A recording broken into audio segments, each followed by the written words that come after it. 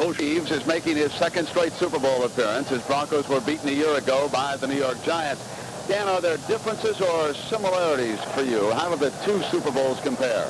Well, I think it's extremely exciting either way. I'm just as excited this year as I was last year, and I feel a little bit more pressure this year than we had last year because I think people only remember the football team that wins it, and the team that loses it usually gets the tag if you see win a big game. If you do that 2 years in a row, certainly that's going to be what everybody's saying. But it's exciting. I think we've got a good football team. I hope and feel like it's going to be an exciting football game. You mentioned a year ago, was it difficult getting over losing to the Giants, Dan? Well, I thought we had an excellent chance going into the game to win it, and we just blew some opportunities that we had that would have, put us in a good position at halftime. We were still leading, but we could have been in a lot better shape. And usually when you don't take advantage of opportunities, it usually comes back to haunt you. And certainly the Giants played extremely well the second half, and we just couldn't stop it. And when you can't stop a football team, it's very difficult to stay in it. And they proved that they were the better team that particular day. And I think this football team after the game felt very badly about it, wanted an opportunity to bounce back, and they worked very hard to get back. Yeah, John Elway has told me we must win this one. I mean, I can feel it with your ball players.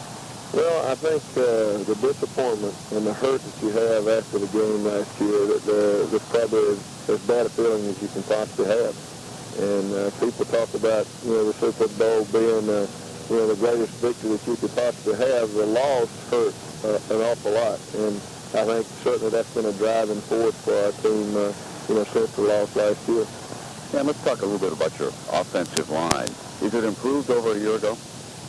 Well, that's a difficult question to answer because we've had, some changes in there. I think the loss of Billy Brown has been a big blow because Billy has been our starting center ever since I came to Denver in 1981, and it's a big force in our offensive line.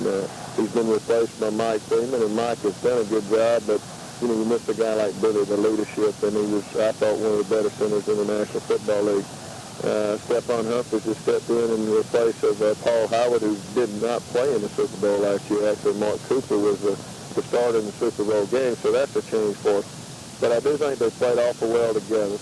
Kenny Lanier and Dave Studdard have the biggest job today against Manley and Mann. Those are two outstanding defensive ends. But Keith Bishop has really solidified our line. He's a great leader in there. He's a tough guy that makes that offensive line play a little bit better probably than they should. But, they fight, they scrap, and that's the type of offensive line we got. And I think they're at least as good as they were last year.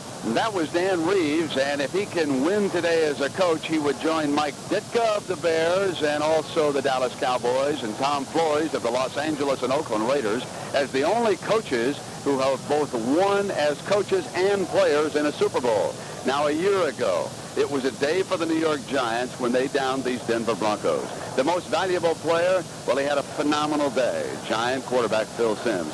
Phil, what were your thoughts right now as we look down on the field and we see the Broncos and the Redskins starters about to be introduced?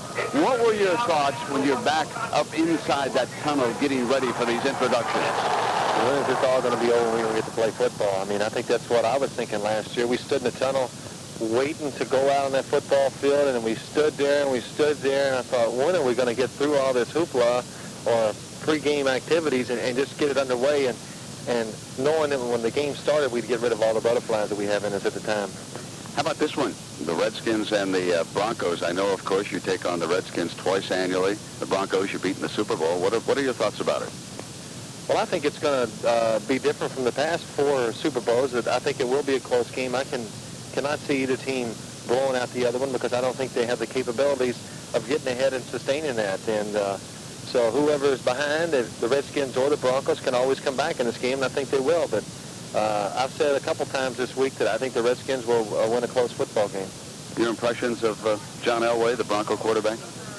Well, I'm not jumping on the bandwagon or anything like that. I said 3 years ago he's the best quarterback I've ever seen physically in football. Whether he would take advantage of that and progress mentally, I didn't know, but I thought physically he was the best. And I think that John Elway this year is a much better player than he was last year because he seems to be always in control, making good decisions, and he seems to be alert where everybody's on the field. And I'd say I've been very impressed with him the whole season. Yeah, you must have some feelings about John Elway possibly losing 2 in a row, too. I know that in a brief conversation with him, he said, boy, we can't lose this a second straight time. Oh, it has to be. I think it's a frightening thought for the Broncos, and especially for John Elway, because I don't mean to pay disrespect to the other players, but people are going to remember it as John Elway lost 2 Super Bowls. And it's just like a writer from New York told me last year. He says, if the Giants lose the Super Bowl, no matter how you play, they're going to blame it on you. And I said, yeah, you're right, because they will. And I would hate to imagine myself being in his shoes and losing 2 in a row and have to go back to New York and listen to what's going to happen. Not that they're going to do that to him in Denver, but still, it will weigh heavily on his mind. I think it would be something hard for him. It'd be hard for him to overcome. Phil, if he were to come to you and just get in a conversation about the Redskins defense and some of the problems they present, what would you go over with John? How would you break down the Redskins D? Well, we see it from a different perspective. He can run a lot more than I can, so it makes it easier for him. But the thing is always being alert that you don't have a lot of time in the pocket, because they are going to get the pressure on you if you stand there. But I think the best thing the Redskins defense does, when it gets to be 3rd down, they give you a lot of looks, and they blitz you from a lot of different ways. One of the best teams we play, where they show you a different blitz every week, and you can do all the pregame study you want, but they're going to show you something you haven't seen. And you've got to hope that your system is sound enough to pick that up during the game. And if not, just like Minnesota found out, you're going to keep seeing that blitz, and it was the reason I think the Redskins beat Minnesota. But in your feeling, we're going to get a close one here, right down to the wire this afternoon. I can see it no other way. I mean, I will be shocked if it's not a close, exciting game, and I'm really looking forward to watching it and sitting on the end of my seat and playing along with the guys. And the great thing is you're going to feel happy for the team that wins and the players, but then at the same time, it's just like a boxing match. You feel really sorry for the guy that gets knocked out or loses the fight, and so somebody's going to be happy and somebody's going to be sad. Indeed, somebody will be sad. Now the Broncos being introduced. Clarence Kay, their tight end, is trotting out onto the field. And here momentarily, we're going to have a big crowd explosion when John Elway is introduced. Mark Jackson, one of his 3 amigo wide receivers, coming out. Let's listen now as Elway is introduced.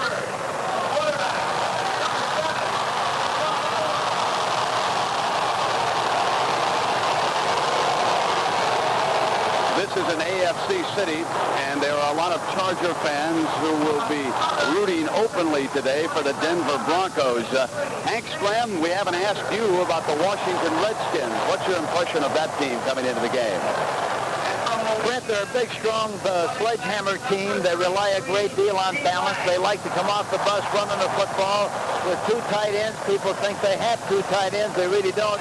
They got 4 tackles playing in there at the same time. When they put the 3rd tight end, there's 5 offensive tackles in the game, and they can put a lot of pressure on you and get a good push off the line of scrimmage. So you would expect Joe Gibbs to run to see what he's got there and try to dominate the clock, Hank? Yes, I think definitely. I think the plan has to be to run and throw aggressively, short passes, especially against their zone. And the theme has to be to keep John Elway on the bench as long as you possibly can. That has to be the plan. Jack Buck, have you seen any bigger build-up for a quarterback than what we've had this week for John Elway? No, and it's proper. The guy is headed to the top of the heap, to the Hall of Fame someday. Established himself very early, but I think a lot of people look at him as a young quarterback. This is 5th year, Brent. He knows what he's doing, and I thought what a glorious moment it was for him, and came out and got on the kickoff, and we'll return in just a moment. January clearance continues in town. Callahan's General Store, 501 Bastrop Highway, that's 183 South, a half-mile south of the river. One stop and it's a steal. Commercial Metal Steel Yard is your one-stop new and used metal supermart in Southwest Austin. Square tubing, angle iron, channel, pipe, rebar, T-post, and I-beams at competitive prices. And all at Commercial Metals. Don't forget to bring in your scrap metal for cash when you pick up your new materials at Commercial Metals. Just 2 blocks west of Ben White and I-35. They're open 8 to 5 Monday through Friday. Commercial Metal Steel Yard, your one-stop metal supermart. 442-2384. That's 442-2384. Field now, hundreds of balloons are being used to represent the flag of the United States. And one of the great trumpet players, Herb Alpert, is coming up up, and he will be playing our national anthem with the Denver Broncos here on our near sideline. They are lined up from the 25 down to the other 30-yard line. Across the way, the winners of the NFC Championship, the Washington Redskins. And now, ladies and gentlemen, we're going to go down to honor this great country. We will have Herb Albert playing our national anthem prior to the start of this Super Bowl 22 between the Redskins and the Broncos.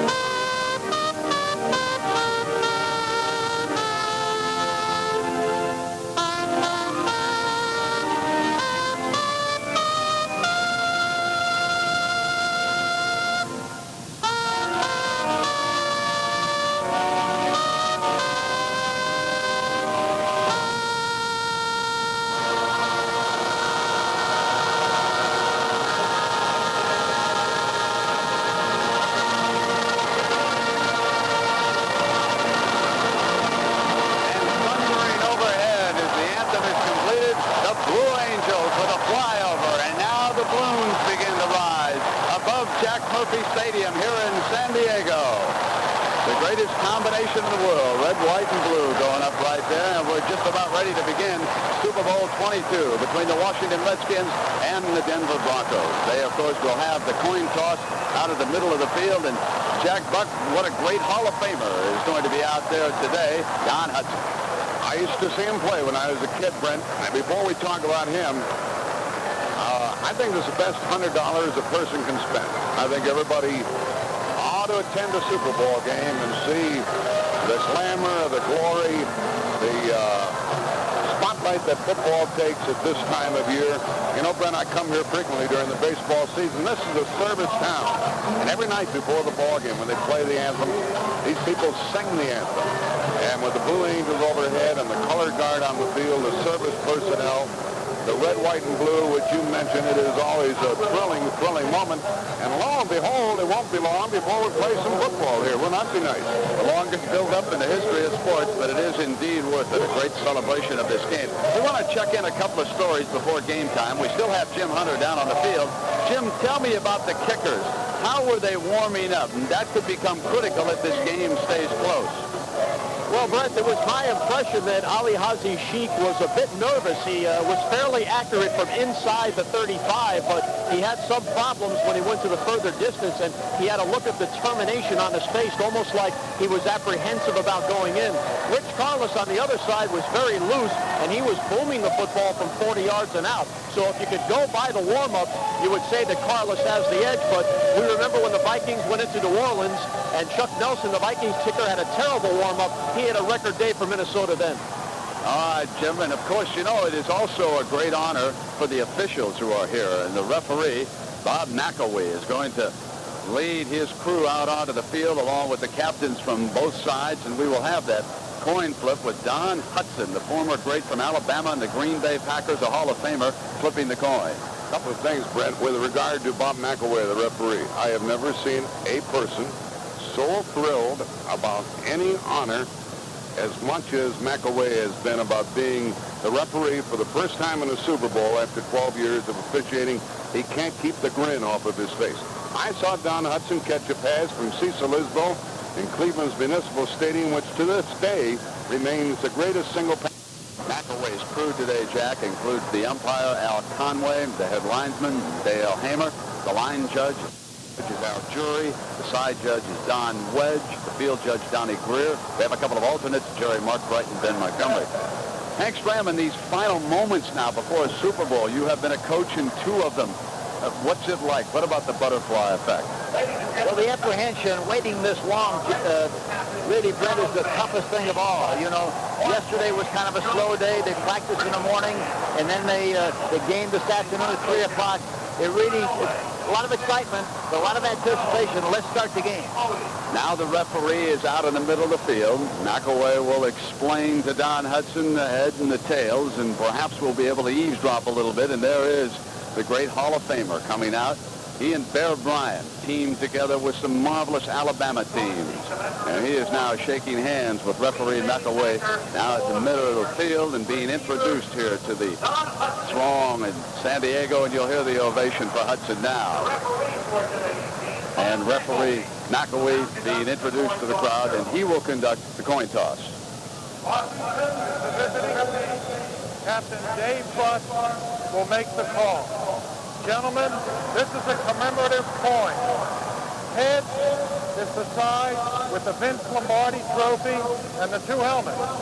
The active players are on the other side. Gentlemen, the helmets and the Vince Lombardi trophy is heads. The action players is tails. Captain Buck, Captain Buck, I'm going to ask you to call it while the coin is in the air. Don, would you please toss the coin? Heads, he says. The Washington Redskins have won the flip. Washington has won the toss. What is your choice? He wants the ball. All right. Would you please turn around, gentlemen? Reverse yourselves. So the Washington Redskins has won the toss. We'll have the ball first here this afternoon in Super Bowl 22 against the Denver Broncos. And I can think of no better gentleman to turn this over to right now. The voice of CBS Radio Sports, both football and baseball. They've done a great job with our Monday night package. Gentlemen, Jack Buck and Hank Stram, take it away. Super Bowl 22. I hope it's as good as we all want it to be. Thank you, Brandon. Nice going. The stage is all set, Henry, and it's not only a thrill, but a privilege to be able to talk to the folks tuned in on CBS and also on Armed Forces Radio today. I was thinking today, Jack, how lucky I have been personally, and I'm sure you feel exactly the same way, to be involved in some way with this great spectacle. As a coach, as a commentator for 21 years, be involved in it some way. It's really exciting and a great thrill. The Denver Broncos will kick off from our right to our left, and Ricky Sanders goes deep along with Timmy Smith. Smith has come on very strongly in the Washington picture lately. Yes, he has, and if I were Washington, that's exactly what I would like to be able to do, get the ball on offense, try to keep it away from the Denver Broncos right off the bat. You get these Broncos out of that mile-high stadium, and the kicks don't go that far. I was watching Rich Carlos in the pregame. He wasn't even getting the ball down inside the 10-yard line. There's about a 6-yard difference at least, Jack, kicking outside and kicking in Denver. We want to thank all of you for tuning us in on CBS Radio on our Super Bowl broadcast. Special to all the folks listening around the world on Armed Forces Radio. And Carlos, talking about the kickoffs in the distance, Jack, Carlos has had 19 touchbacks this year. Somewhat deceptive because 18 of them came in Denver. It does make a difference. And Carlos is kicking off. And the deepest man is Ricky Sanders. He has averaged 29 yards per kick return. Timmy Smith is back there flanking him. Here's a kick. It's inside the 5. Sanders takes it on the 1. Returns up the middle to the 10-15. Goes outside and did not get to the 20-yard line. And one of the officials gets knocked cuckoo down there as Kevin Clark, K.C. Clark, made the first tackle of the day. A 15-yard return, and the Redskins, going from our left to our right, will operate from inside their 20. They put the ball down at the, come on, put it down there. They put it down at the 18-yard line, and we go from there. And it is Doug Williams at the controls. In the backfield with him is George Rogers. They line up Didier as the fullback, and they send Sanders to the right. and Clark to the left.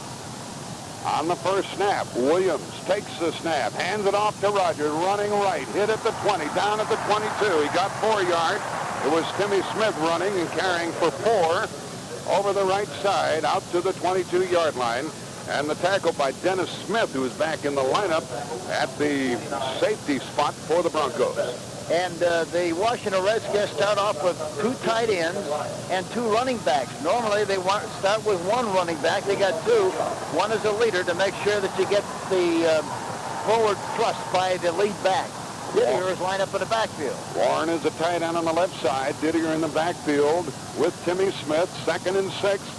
Smith again, up the middle, stopped cold, nothing doing that time. On a swarming defense by the Denver Broncos, led by Greg Craig in the nose guard, and Rulon Jones, who really crashed down on the play.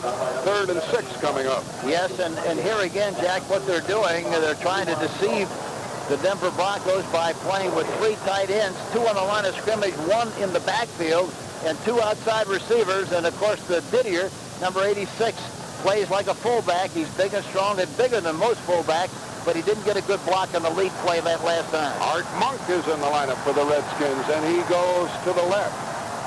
And it is 3rd down with Kelvin Clark on a wing in the backfield. And motion by Clark. Back to throw. Williams for the first time. Hit, throws, up in the air and dropped. It would have been a first down at the 30-yard line. It was a little parachute thrown out there to the wide receiver, Gary Clark. He dropped it, and meanwhile, Rick Dennison was right in the face of Williams when he coughed it up. And the nice thing about Williams had the poise and the touch to throw it right over the top. How Clark dropped the ball, I don't know. The only reason being had to be that he took his eye off the ball and was worrying about running before he caught it and dropped it. And now another Clark. Kevin Clark is inside his 40, awaiting the punt of Steve Cox. He'll touch it off from his 10-yard line. The ball will be snapped by Darrell Grant. On 4th down, the Redskins are giving it up. It's a good snap and the kick by Cox. And it's an ordinary kick, but it takes a bounce, and it bounces in favor of Denver. And look where Denver will start from, Hank. I know you always point this out. They'll go from their own 44-yard line. That was only a 33-yard kick. What a way to start, and especially Washington thinking they'd have to run the ball and control the line of scrimmage.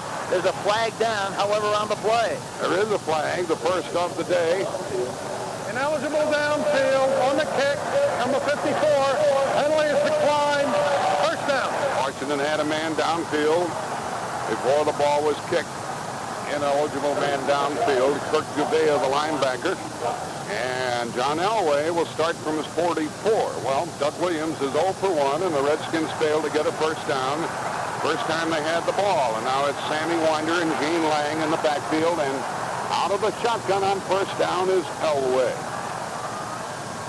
Elway takes the snap, back to throw, looking and throwing, long, right sideline, it's open, it's caught, touchdown, touchdown!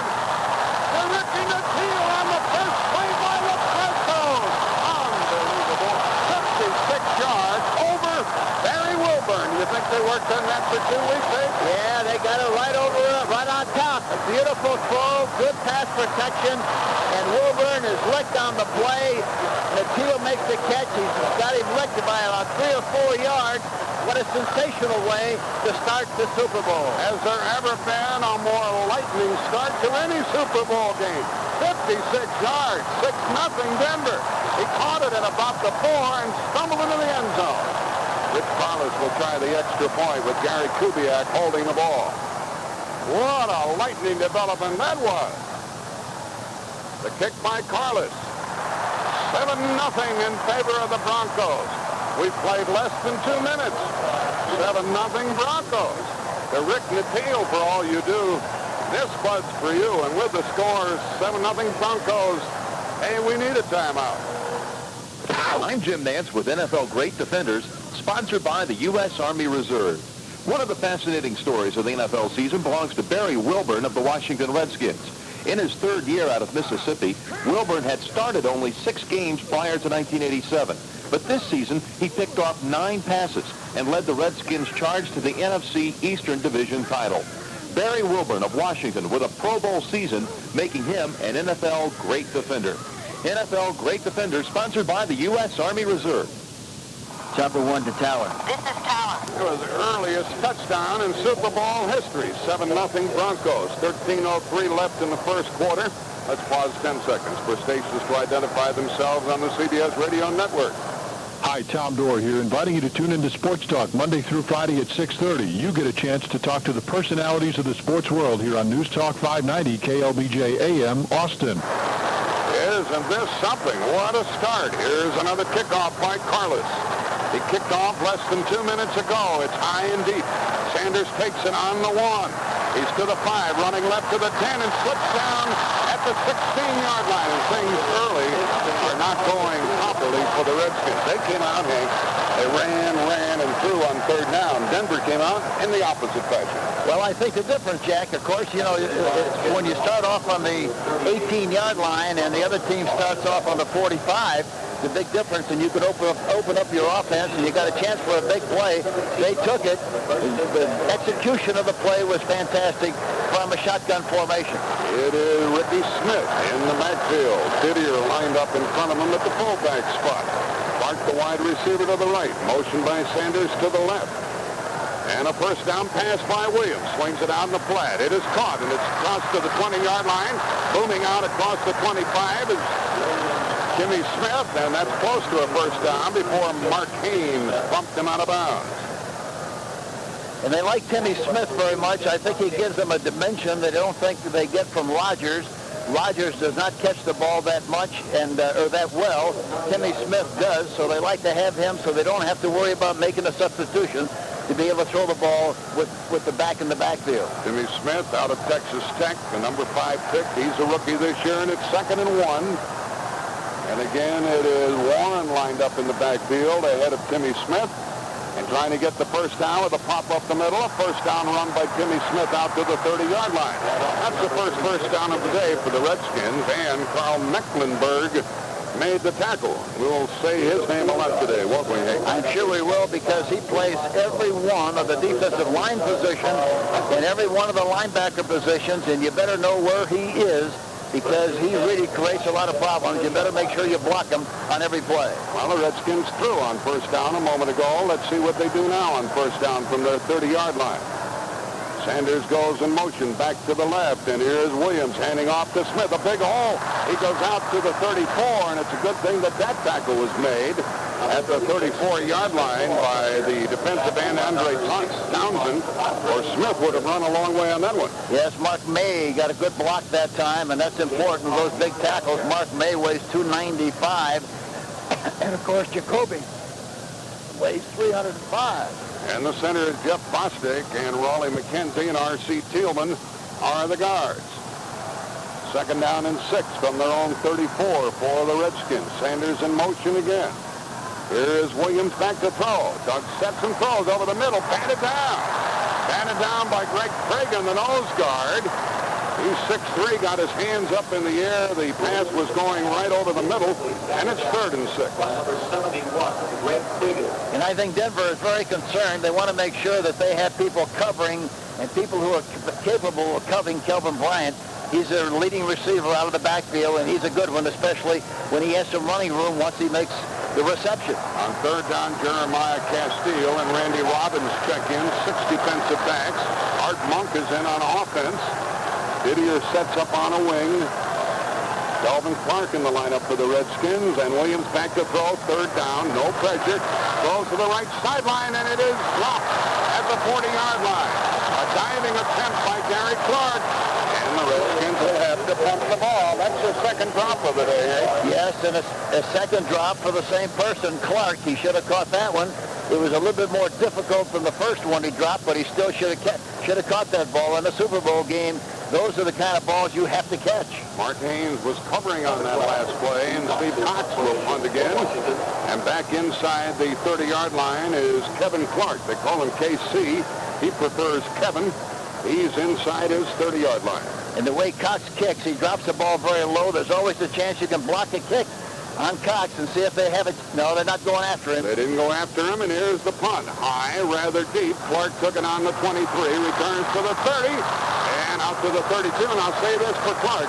He got everything out of the return that he could get before he was tackled by Jeff Bostic. A 43-yard punt, a 9-yard return, 11-14 left in the first quarter, and on a touchdown pass, the Broncos lead 7-0. Let's take time out.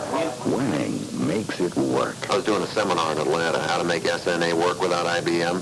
There's this big SNA network, right? No IBM mainframe, no IBM controllers, no IBM screens on the desk, just 5 IBM lookalike mainframes, a Wang DS, a VS at each node, thousands of workstations, a whole continent, all managed by a Wang DS. I said, that is how you control a network today. And blink, you can see the light bulbs go on. To find out how Wang can make it work for you, call 1-800-522-WANG.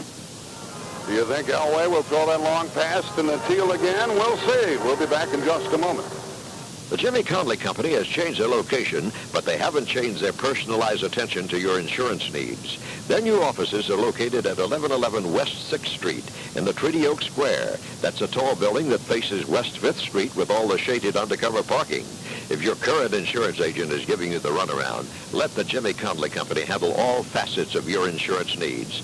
Call them, or better yet, come by and see them for a quote on your personal or business insurance today. The Jimmy Conley Company, 477-3500. It's time to get a new year off to a great start. At Hendricks GMC Trucks, we can't think of a better place to start than with our huge supply of GMCS Jimmys. Really, folks, we've got far too many Jimmys in our lot. So stop by and we'll take you up on any reasonable offer. And you'll drive home one of the most efficient and fun-to-drive vehicles on or off the road today. Room for 5 and cargo too. The GMCS Jimmy from Hendricks GMC Trucks, your truck specialist. Hendricks GMC Trucks. I-35 at Ben White on the Motor Mile.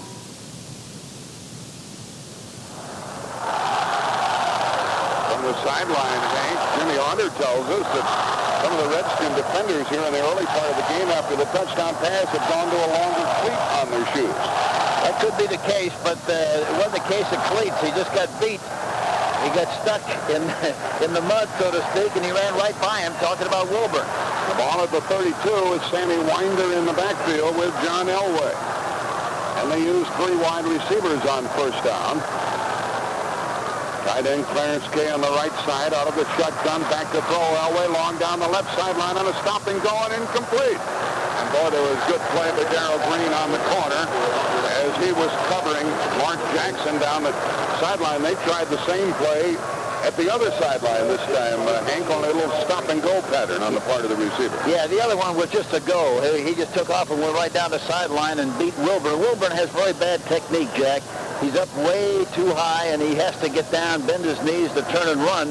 And by the time he does that, he's in trouble, and that's what happened on the touchdown play. Vance Johnson is in there. He was injured. He's in there, and Steve Sewell is in the lineup. I think Sewell is going to play a big part in this game, and Tony Bodie is in the backfield with Elway on 2nd and 10. They haven't run the ball yet. Back to throw is Elway. Zings it over the middle. It's caught at the 45. To midfield goes Jackson. To the 45-40 and out of bounds at the 37. A pop over the middle. Elway to Jackson. And that's all the Broncos are doing. Throwing 32 yards. Yeah, they'll throw, Jack, and they'll run by running trap plays because the aggressive nature of the linemen of the Washington Redskins, they'll make them come across that line of scrimmage very aggressively. Then they're going to draw, they'll trap, they'll screen, and that'll be their running package, I'm sure, this afternoon against the Washington Redskins. Elway held that ball at the last moment. That was not an easy pass to complete, Hank. He had to get it past some people. Yes, he did. He had to throw it right by, and it's, of course, right into the middle area on a crossing pattern to Jackson. First down, Lang is in the backfield. Shotgun formation again. Here is an inside reverse. Pass play by Sewell. Wide open, right sideline. Elway got it at the 20, 15. He's down at the 13. A pass from Sewell to Elway. First down at the 13. And the Broncos are tearing up the Peapads here in San Diego. And the great thing about it is they're really on the attack. They're pulling no stops. They're doing what they wanted to do as far as making big plays, and they've already made 3 big plays in the early stages of this game. And Hank, they are not matching strength and brawn with the Redskins. No, they surely aren't. They're taking advantage of the skills that they have, and so far it's working tremendously well. 10-17 left in the first quarter. First down at the 13 of Washington. In the backfield is Winder. Under center now is Elway for the first time. He draws the ball to Winder, and he's down at the 12. He got only a yard, and it gives the crowd a chance to breathe as Neil Olkowitz, the middle linebacker, made the tackle. I think any time that you play a 4-3 defense, one area that you want to attack is the area in the middle with the run and also the pass. And they ran the crossing pattern to Jackson. He hit him right in the middle area. They were working on that play when we saw him work the other day, Jack, and it opened up nicely on the 2 plays ago. It is second down and 9 from the Redskins 12. Winder in the backfield, Sewell on a wing, Elway under center. Sewell goes in motion. Elway takes the snap, back to throw, and throws to the right sideline, caught and out of bounds at the 6-yard line. That'll make it 3rd and short. And Steve Sewell caught the ball, and they told us, Hank, that Sewell is going to be a big part of this game, and he already has been with a pass and a reception. Yes, and of course, I think when they have the linebackers in there, I think their approach is going to be to try to work on the safety with their tight end and also throw the ball to the backs in the flat to take advantage of coverage by the linebackers of the Washington Redskins. It's obvious that's the plan, and they're working the plan beautifully. It's 3rd and 3.5. We'll call it 3rd and 3. Elway is 3 out of 4 in passing. He's in the shotgun on 3rd down. Back to throw. The quarterback draw. He is hit at the 6 and knocked down. Not that time, John. He tried to run the draw, and he ran into big Dave Butts, and it's field goal kicking time for the Broncos. And, that's the thing that lost the game for them a year ago. They had great opportunity to jump on the Giants. They had 3 downs to get a first down or a touchdown and didn't get the opportunity and blew the game right after that happened. Here's another illustration. They get this close with the big plays. They can't get it in because they can't run the ball well enough. And this could come back to haunt them as this game progresses because they should have got 7, not have to settle for 3. Here's the 24-yard attempt by Rich Carlos with Kubiak holding the ball. Bishop snaps it. There's the kick, and it is 10-0 in favor of the Broncos. A 24-yard field goal by Rich Carlos. And Rich, for all you do, this Bud's for you. With the score, 10-0 Broncos. 9:09 left in the first quarter. Let's take time out. Hello, fans, and welcome to Great Football Upsets. My guest is Coach Steve Turner. Coach, what was your biggest upset? Had to be the 81 playoffs, Bob. I ate a pepperoni pizza before the game. Did I get heartburn? How did you get back in the action? I took Pepto-Bismol. It's got a remarkable coating action. As it coats, it soothes. Thanks to Pepto-Bismol, we scored a big victory. Coach, any last words for our listeners? Sure, Pepto-Bismol. For heartburn, upset stomach, and diarrhea, the one that coats is the only one you need. Thanks, Coach. Tune in again for more football upsets. Coach, did you lose that game? Yeah, but we beat the point spread. Use only as directed. 7 plays, a 61-yard drive, and a field goal for the Broncos. We'll be back in just a moment. Don't gamble with just any deadbolt. If you want added security and protection in your home or office, visit Cothran's for a Keyscape deadbolt by Weiser Lock. Weiser's fire department approved Keyscape deadbolt offers the security of a double-cylinder deadbolt and the safety of a trap key feature that makes for panic-free escape in times of emergency. America's getting wiser, and you can too, at any of Cothran's 4 locations, or call them for 24-hour locksmith service and installation at 472-6273. At Austin Hydro Gas Company, you get more. Just what do you get at Austin Hydro Gas? You get the highest quality propane gas service at... Good position. They have to do a good job of bringing these kicks back and get a chance to do some things rather than start on the 18 and the 16 like they did the last 2 drives. Sanders takes it on the 2, back up the middle to the 10 and knocked down. South ball comes loose. There's a fumble. Who's got it? Who's got it? Broncos think they might have. They're not that enthusiastic about it. Washington's Ricky Sanders fumbled the ball near the 15-yard line. Denver might very well have this ball. They unpile the players. The Broncos think they have it. We wait. It's at the Washington 15. They still haven't signaled as they unpile the players. Boy, there's a lot of battling going on underneath. Who's going to come up with that treasured pigskin? Who are they going to give it to? The biggest guy in the bottom of that pile is going to wind up with it, Jack. You know that for sure. They've got a tug-of-war going on underneath there, and they still haven't indicated who has the football. Looks like a taffy pull down below. The Broncos think they do. The officials say they do. Now this time out, they're still unpiling this. The officials still haven't given it. Now Washington gets the ball. What a break that is for them, Hank. Oh, you talk about dodging a bullet. That's the first break they've had because all of the Broncos thought they had it. And finally it was Terry Orr, a tight end, big and strong, who came away with that football. With a big hit on Sanders, the ball popped loose. And Terry Orr of the Redskins came away with it right at the 15-yard line. And now the officials are huddling up even more. But they've already indicated that the ball belongs to Washington, so they won't change that call. All there is a discussion of some sort, Hank. Yeah, they're talking it over. There's four of them in cahoots there talking about what happened on the last play. The Redskins have their offensive unit on the field with Doug Williams trying to rally his troops who trail 10-0 here in the early going. 9 minutes left in the first quarter. And still the officials are huddling and talking it over. And apparently they're looking at it on the replay. Dan Reeves is right down there at about the 30-yard line. Looked like that Greg Bell might have had a very good crack at the ball for Ken Bell, might have had a very good crack at the ball for the Broncos.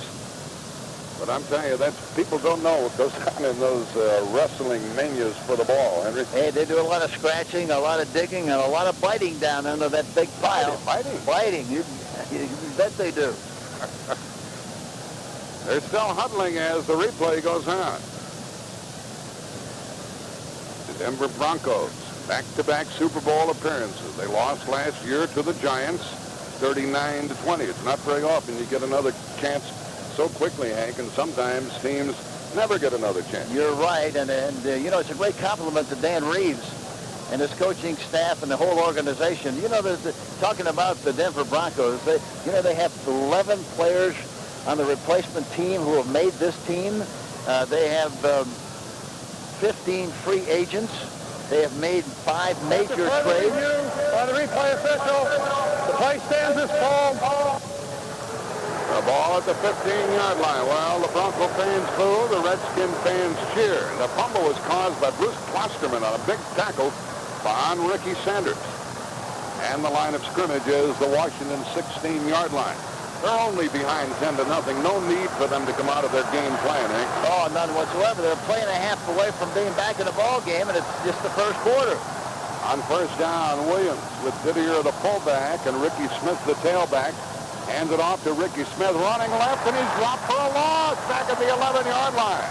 Penetration was made by Mecklenburg. I don't know if he guesses or what, Hank, but if he guesses right a lot of times. I don't like what the Washington Redskins are doing with their double tight end package. They've got a they got a split inside, and as a result, a linebacker is free. I think they'd be a lot better off to put the tight ends on the line of scrimmage, get 7-on-7, and go after them that way. They're approaching it differently than what I thought they would. Now from the 12, it's second down and 14 yards to go. Art Monk is in the lineup for the Redskins, and here is Williams handing it off to Clark, and he's tackled for a yard loss at the 10-yard line as they were blitzing. Dennis Smith and others, and Kelvin Bryant carried the ball, and he was stopped back at the 10-yard line. Well, they're really sitting on the ball, eh? Well, they're trying to cross up. They're trying to cross up the defense. Normally, when Bryant is in the ball game on a long yardage situation, they throw the ball to him. Evidently, they thought maybe they would fool Denver, but they wound up fooling themselves. They got stuck with a blitz and couldn't take advantage of a chance for a big play. 3rd and 17. Rulon Jones made that last tackle. 3 wide receivers for the Redskins. And on 3rd down with Clark in motion, Williams under center, back to throw. It's a 4-man rush. He sets up and steps up and throws. It's caught at the 30, to the 35-40, to the 45 and out of bounds at midfield. A big play by Art Monk. Tony Lilly bumped him out, but situation was thrown for a loss. 6:50 left in the first quarter, 10-0 Broncos. Williams is 2 out of 5. And it's second down and 14, and he has Kelvin Bryant in the lineup and puts him in motion. Now Clark goes in motion. On second down, a short drop by Williams. Deep drop now, looks and throws long over the middle, and incomplete inside the 30-yard line. Hit the deck right in front of Kelvin Clark with Steve Wilson and Tony Lilly, Kelvin Bryant, with Tony Lilly and Ricky Hundley covering on the play. Very bad choice on the part of Doug Williams. Warren, the tight end, number 85, was anchored in the middle area, wide open. Nobody around him. He didn't get the ball to him. As a result, he's lucky he didn't get the ball intercepted. Williams is not having a hot hand here at the outset. He is 2 out of 6, and it is third down and 14. Art Monk checks into the lineup again, one of 3 wide receivers for Washington. On third down, Williams under center, takes a snap, 4-man rush. Williams throws and overthrows his man, incomplete. It went off the hands of Clark, Gary Clark, and sailed incomplete. Tony Lilly is unhappy that he wasn't there to intercept that deflection. Williams is 2 out of 7, and it's punting time again for Washington. This time they are gaining a little field position, however. And Steve Cox will kick it to Kevin Clark, who stands inside his 15. Ron Jones that time, number 75, got good penetration on Williams. We await the snap from Bostic. Snaps the ball to Cox. He kicks it, and it's not too hot, and Clark rushes up, took it on the 20 to the 25 to the 29. The Broncos will go from there. I wonder what other tricks they have up their sleeve. Terry Orr made the tackle. It was only a 34-yard punt, a 9-yard return. 6:18 left in the first quarter. 10-0 Broncos leading Washington. Let's take time out. It's the third time Denver has had the ball. They start from their own 28. They scored the first time on their first play on a 56-yard pass to Ricky Nattil from John Elway.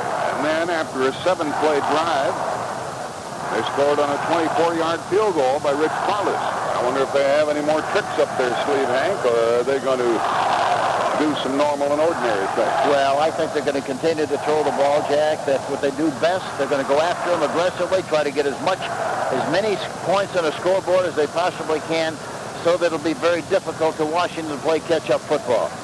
Winder and Lang are in the backfield on first down from the 28. Elway gives the ball to the running back Lang, and he blows across the 35 out to the 39-yard line. Gene Lang was really flying. And a good block by Winder and an 11-yard run. And Hank, that wasn't a handoff. That was a little toss to Lang. It was on the dead run. Well, they faked the toss, Jack, like they were going to go outside, and they cut back inside of the defensive end, popped through. The defensive end took the bait to the outside. There was a lot of running room inside of Dexter Manley on the play, number 72. And Alvin Walton made the tackle at the 39. First down Denver with Winder and Lang in the backfield again.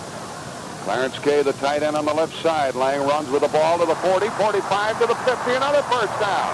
He's to the Washington 47-yard line and running very hard, and a Washington player is not going to get up right away. That was a 13-yard run. The tackle by Coleman and Todd Bowles, and an injured Washington player. And Lang, well, he's got some afterburners in him today. Well, you know, the other thing is you look at the two teams, you get the impression that it's very obvious how much more quick the Denver Broncos are than the Washington Redskins. Washington so far looks very sluggish, kind of a plotty. The other team is very aggressive, very quick. That was the choice before the game, Hank. Do you favor the strong, burly, overpowering team, or do you go with the speed and quickness? That was the choice everybody had to make. Well, I think that you talk about the speed and quickness. I think the defensive backs have speed and quickness.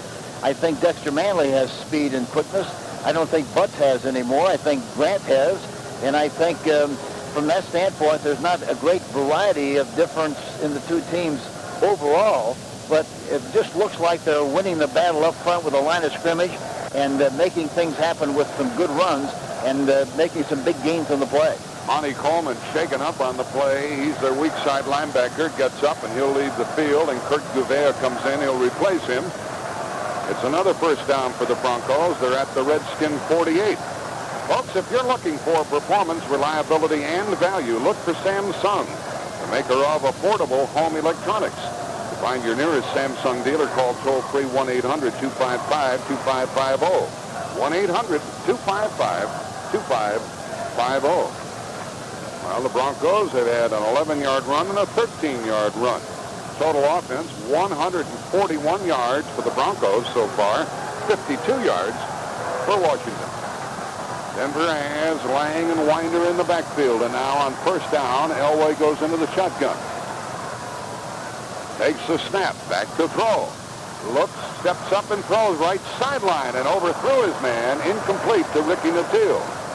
Nattil, the rookie out of Florida and the #1 draft pick, and Elway's disappointed himself as that pass got away from him. Yeah, you don't see that happen very often, but he threw the ball way over the top and it goes incomplete. He had what he wanted on a one-on-one situation over there, but just didn't get the ball on target like he likes to do most of the time.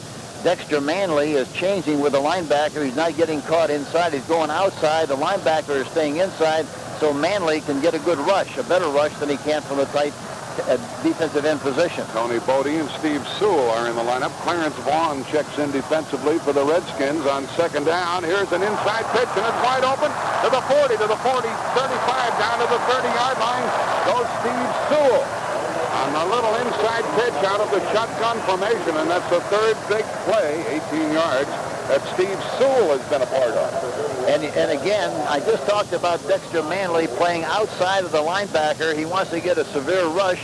He got the rush, but they ran right inside of him on the shuttle play, and he picks up a nice gain of 18 yards. Elway throws that ball around like a baseball, Hank. Yes, he does. We're looking for him to throw one behind his back here pretty soon.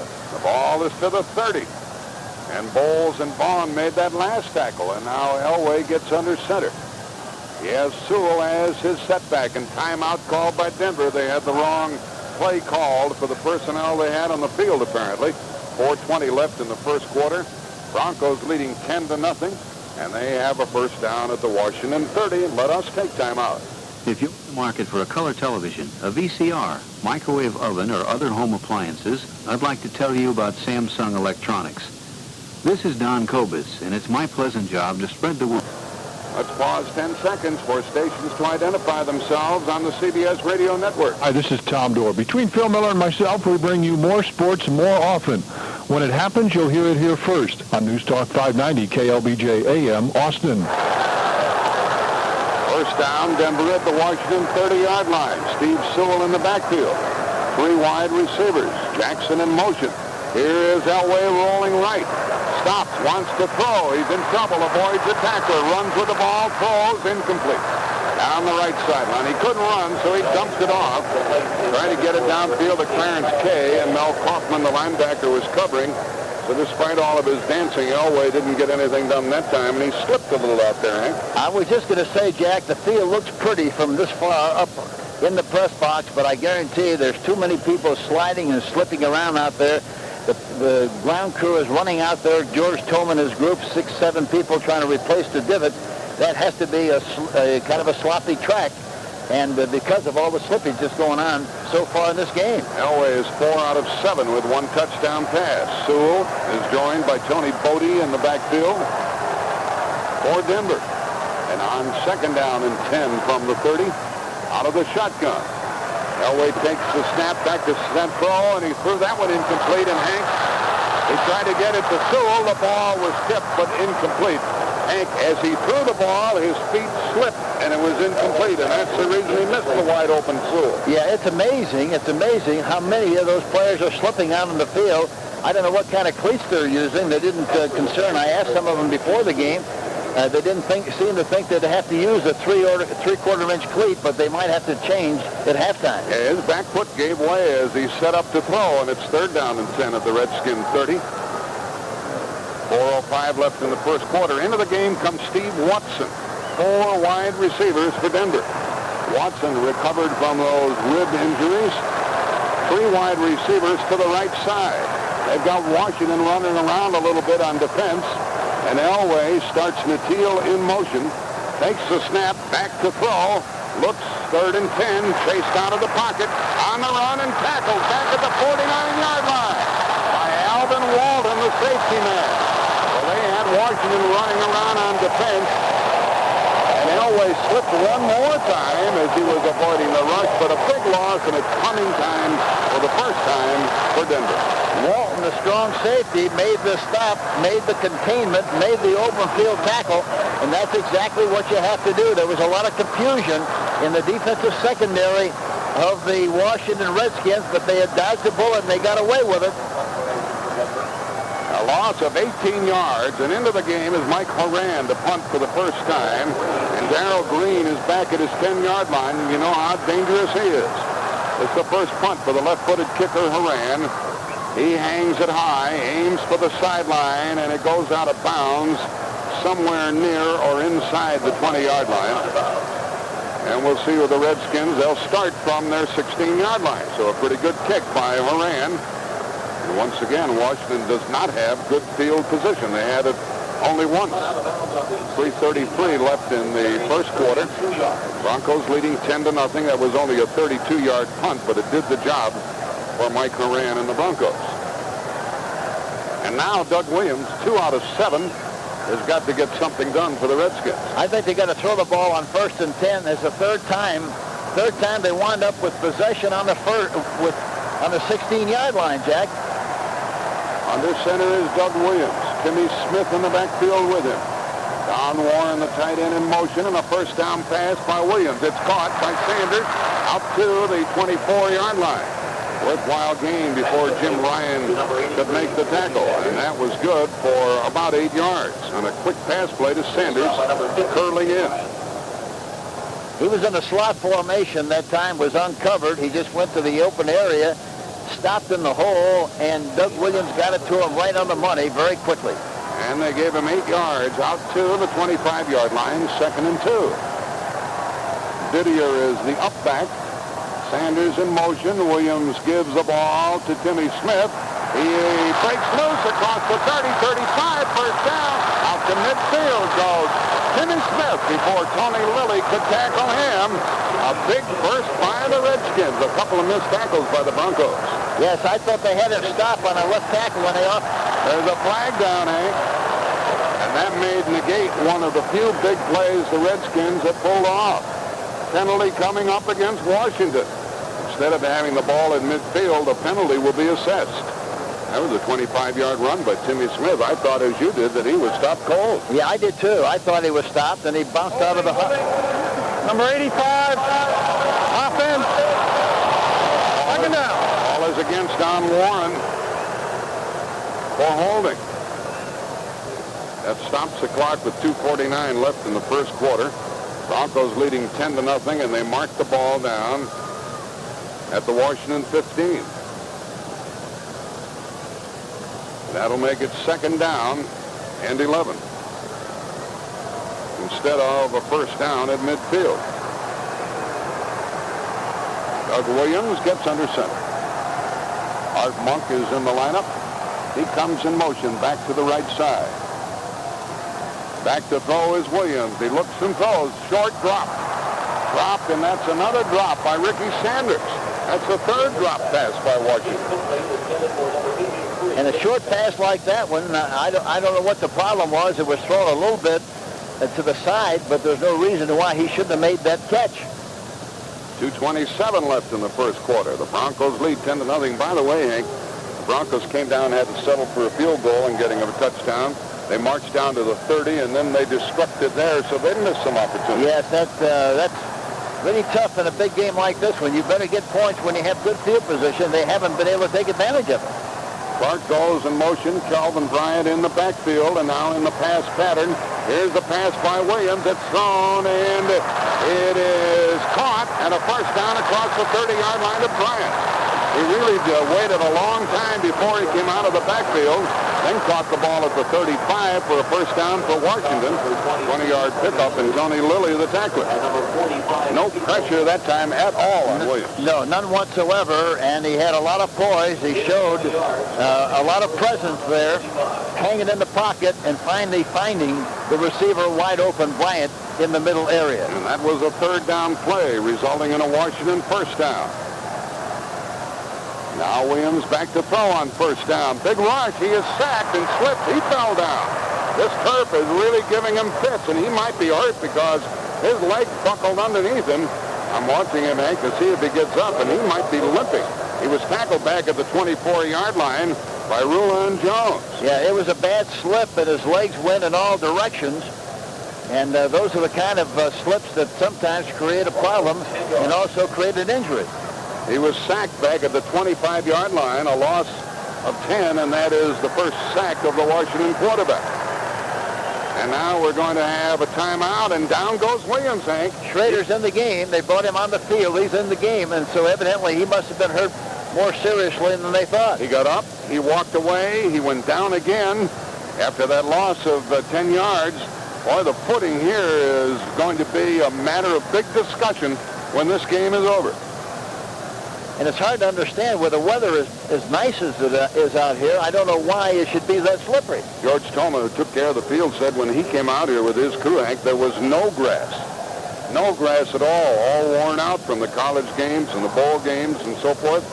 And they grew some grass in a hurry, but it's not holding. No, it isn't. You'd be better off to spray the stuff green and play on a hard track rather than fool around putting in turf in a big game like this one where the guys can't express their ability. It's a bad deal. On the pregame show with Brent Musburger, George Toma told us the grass was only 25 days old. And I tell you, and now Doug Williams gets to his feet. He looks pretty good as he walks off. Now he runs off. But meanwhile, Jay Schrader is in the game to do the quarterbacking. And we watched him in practice the other day, Jack, and I hope that he's going to play better than he did the way he practiced the other day. He didn't hit many passes. Williams was 4 out of 10 as he leaves, and Jay Schrader is into the game. He completed 48% of his passes during the year. 12 touchdowns, 10 interceptions. The great thing about Schrader, he gives you that escapability skill that you like in the quarterback. He can move and puts a little different kind of pressure on the defense. And he is faced with 2nd and 20 as he takes his first snap with Calvin Bryant in the backfield. Ricky Sanders in motion. Schrader back to throw. Sets up. He's hit and knocked down.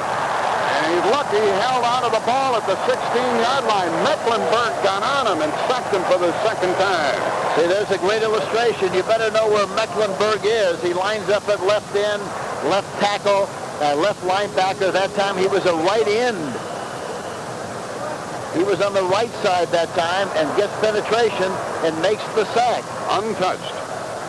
3rd down and 28. Nobody touched him, did they, Hank? No, he was on the outside playing like a linebacker. He jumped right over Calvin Bryant. Yeah, looked like he jumped right over Calvin Bryant and made the sack.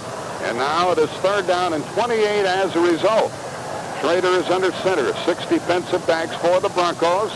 3-man front for the Broncos. Back to throw is Schrader. He steps up and throws short, and it's dropped. Dropped by Calvin Bryant. He tried to turn and run, and he forgot to catch the ball, and that's the 4th drop pass by the Redskins in the first quarter. 41 seconds left in the first quarter. And now Washington's going to have to punt again. Steve Cox is into the game, and Denver will have very good field position if all things go normally. And especially the way Cox is kicking the ball, he's kicking it so low, it's getting there in a hurry. And as a result, they ought to get good returns. The ball will be snapped by Jeff Bostic. I would try to block one on him, Jack. He drops the ball so low that you have a great opportunity to block a kick on Cox. Let's see if the Broncos come after him. There's a snap. It's a mild rush. There's a kick, and it's a nasty kick. It bounces at midfield, and it's touchdown near the 40-yard line by the Redskins. It's touchdown at the 43 of Denver. Vernon Dean was down to cover it. That was a 40-yard punt, but only because of the good bounce and no return. So Elway and company come on the field with 31 seconds left in the quarter, and Denver leading 10-0. And the Redskins can't get off a dime, can they? They look terrible. They look slow and they look sluggish, and they just don't seem to be in sync at all like I thought they would be. 31 seconds left in the first quarter. John Elway comes out. He has Sammy Winder and Gene Lang in the backfield. And he has two tight ends, Clarence Kay. He'll have to pump one up. Kay is on a wing. Back to throw is Elway on first down. He throws to the left sideline. Incomplete. There goes the flag. Elway was knocked down, and it's a personal foul against Washington and probably against Olkowitz of roughing the passer. Yeah, I think he was blitzing on the play and gave him a shot. Number 52 defense, 15 yards, automatic first down. Automatic first down. Neil Olkowitz was blitzing, and he nailed Elway after Elway had thrown the ball. Williams, by the way, Doug Williams, the Washington quarterback, hyperextended his left knee to some degree. He could be back, and they say he will be back in the next series. And that's good news for Washington fans. Olkowitz really did a foolish thing, and he doesn't do that very often. The ball was gone. Elway was just standing in the pocket, and he hit him from the side. No question about the fact that it should have been a 15-yard penalty.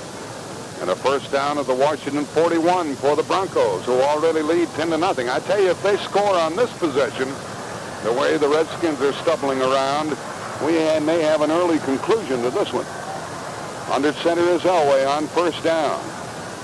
He gives the ball to Winder. He is hit at the line of scrimmage, and that's no gain at all. He ran right into Darrell Grant. 2nd and 10.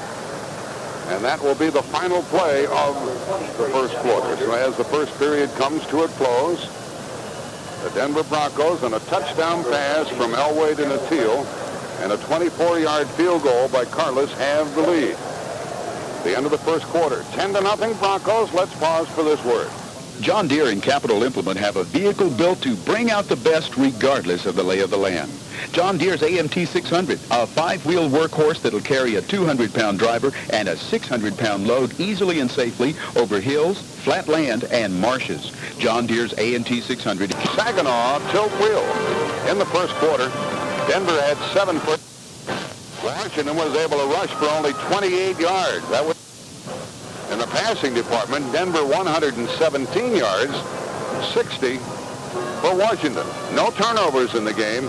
And Washington had the ball 9.5 minutes in that first quarter, but they trailed 10-0. And the Broncos have it now at the Washington 41. Members of the ground crew scurrying all over the field every time they get an opportunity as that turf is really being torn up. Steve Sewell in the lineup with Gene Lang for the Broncos. 2nd and 10, going from our left to our right now here in the second quarter of the game. Over center is Mike Freeman. Elway's in the shotgun with Sewell and Lang and Natil in motion. There's the snap, and back to throw is Elway. A deep drop.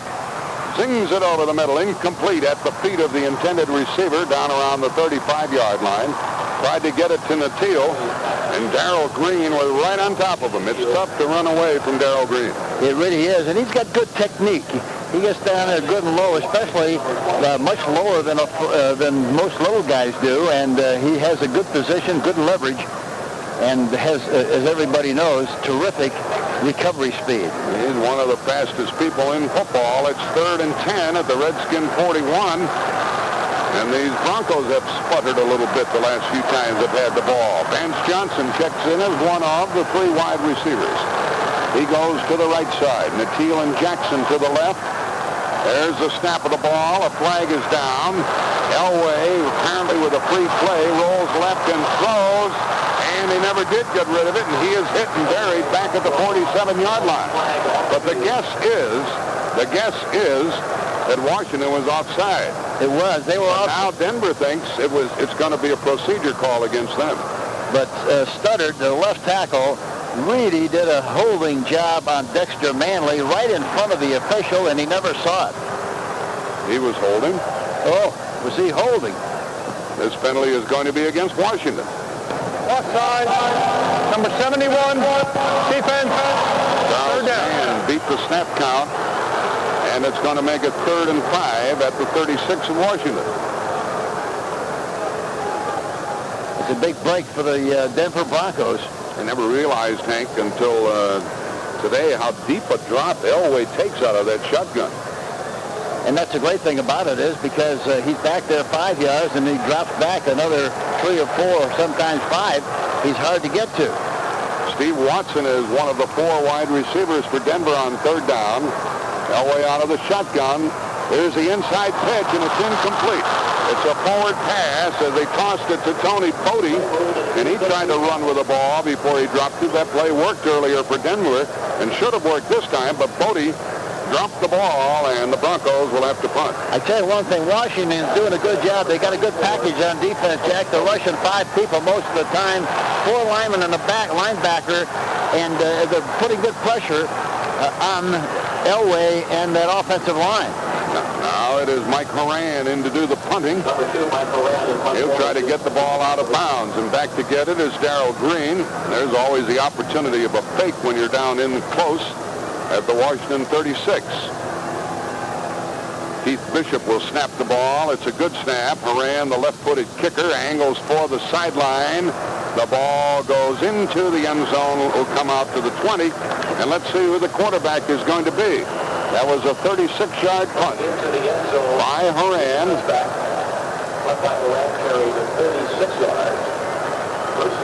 And the quarterback is going to be Doug Williams, bouncing back from that injury of a moment ago. We have a timeout with the score 10-0 Broncos. Let us take timeout. Jack Buck with great upsets in football, sponsored by Pepto-Bismol. Joan Namath promised, and he delivered. Details upcoming.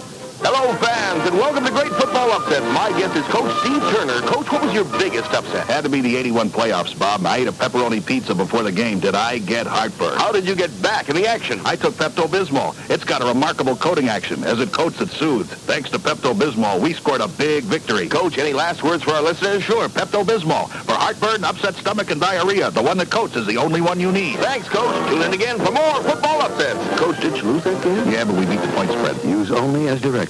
As he had guaranteed, Namath led the upstart New York Jets to a 16-7 victory over the Baltimore Colts in Super Bowl III. Namath directed a steady Jets attack that dominated the NFL champions, who had lost only 1 game all season. Great upsets in football, sponsored by Pepto-Bismol. The one that coats is the only one you need.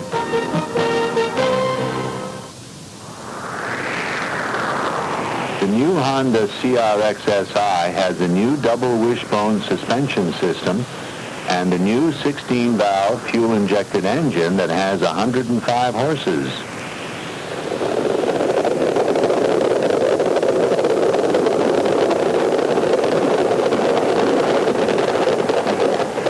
That's a lot of horses. The new Honda CRXSI.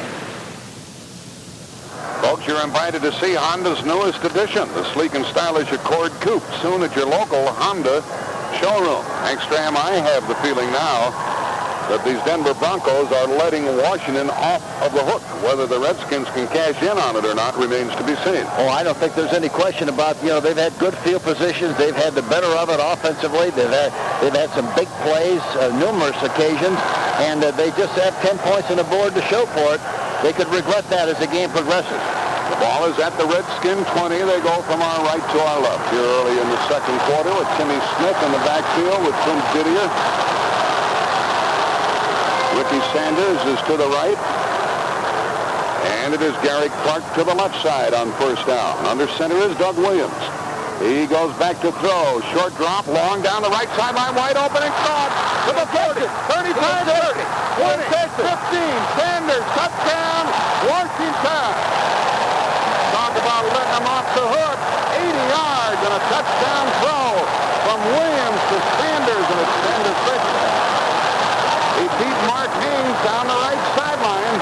That's the very play that Denver scored on the first time they had the ball. Yeah, but they threw it a lot sooner, Jack. It was a one-on-one situation, but he just stepped back in the pocket and threw it a very short way.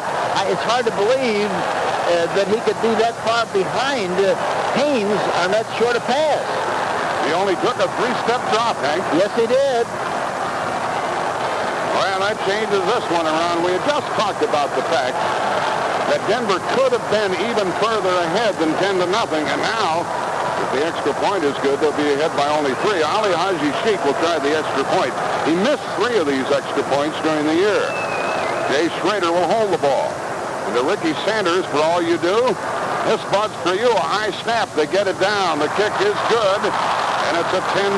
A good job by Schrader of putting that high snap down. 14:07 left in the half. We might have the game, the sort of game that everybody hoped for now. Let's take time out. I tell you again, Jack, the defensive scheme, the package of the Washington Redskins is very, very good. You don't see him moving around an awful lot talking about Elway, and that's what he does best. But you see Manley is way out wide and stuttered. They did not make the play, and as a result, Elway had to throw the ball sooner than he wanted to. It is 3rd down and 7, and Elway has to hit on this one. He lines up in the shotgun. The center is Freeman. I'm surprised how well he snaps the ball out of the shotgun formation. Back to throw is Elway. Throws over the middle, knocked down and almost intercepted by the linebacker Coleman. Coleman got his hand on the ball. It was intended for Sewell over the middle. The Broncos were going to have to punt now, and they have lost all of the momentum they had at the outset.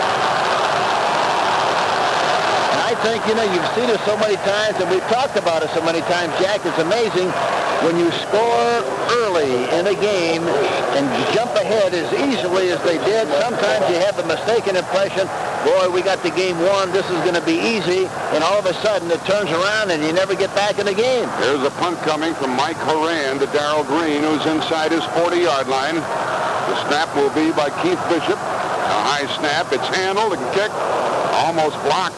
And the ball comes to Green, who takes it on his 37, and he had knocked down immediately. Bell was downfield. Ken Bell downfield to make the tackle.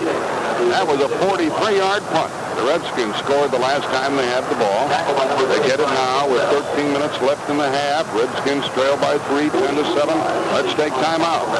Got over 70,000 miles on my Ford Bronco. Only paid for a couple of repairs after warranty. At first, I thought I'd just take it to any old garage, until I compared their guarantee to this, a lifetime guarantee. If I pay for a covered repair at any Ford or Lincoln Mercury dealer, I never have to pay for it again, parts or labor, for as long as I have my truck. I wonder why none of those other guys were willing to do that. No guts? For your copy of the lifetime guarantee, see a participating Ford or Lincoln Mercury dealer. We'll be back here at San Diego's Jack Murphy Stadium. We'll be back in just a moment. Tired of being a cookie-cutter client? Bring your business home to Austin, to the Jimmy Conley Company, serving Austin's business insurance needs since 1937. Call or come by today for a quote on the business insurance package you need. And you'll discover why the Jimmy Conley Company has been known for their personalized insurance service for 50 years. They're now located at 1111 West 6th Street in the Treaty Oak Square. That's a tall building that faces West 5th Street with plenty of shaded undercover parking. That's Austin's home of personal insurance service. The Jimmy Conley Company, 477-3500. John Deere and Capital Implement have a vehicle built to bring out the best regardless of the lay of the land. John Deere's AMT 600, a 5-wheel workhorse that'll carry a 200-pound driver and a 600-pound load easily and safely over hills, flat land, and marshes. John Deere's AMT 600 is on special at Capital Implement for only $31.95 until January 31st. Nothing runs like a Deere, and no one knows John Deere like Capital Implement. North in Cedar Park and south at 445 Bastrop Highway next to Callahan's. We'll see what Doug Williams and the Redskins do after we pause 10 seconds for stations to identify themselves on the CBS Radio Network. Hi, this is Tom Dorr. Between Phil Miller and myself, we bring you more sports more often. When it happens, you'll hear it here first on News Talk 590 KLBJ AM, Austin.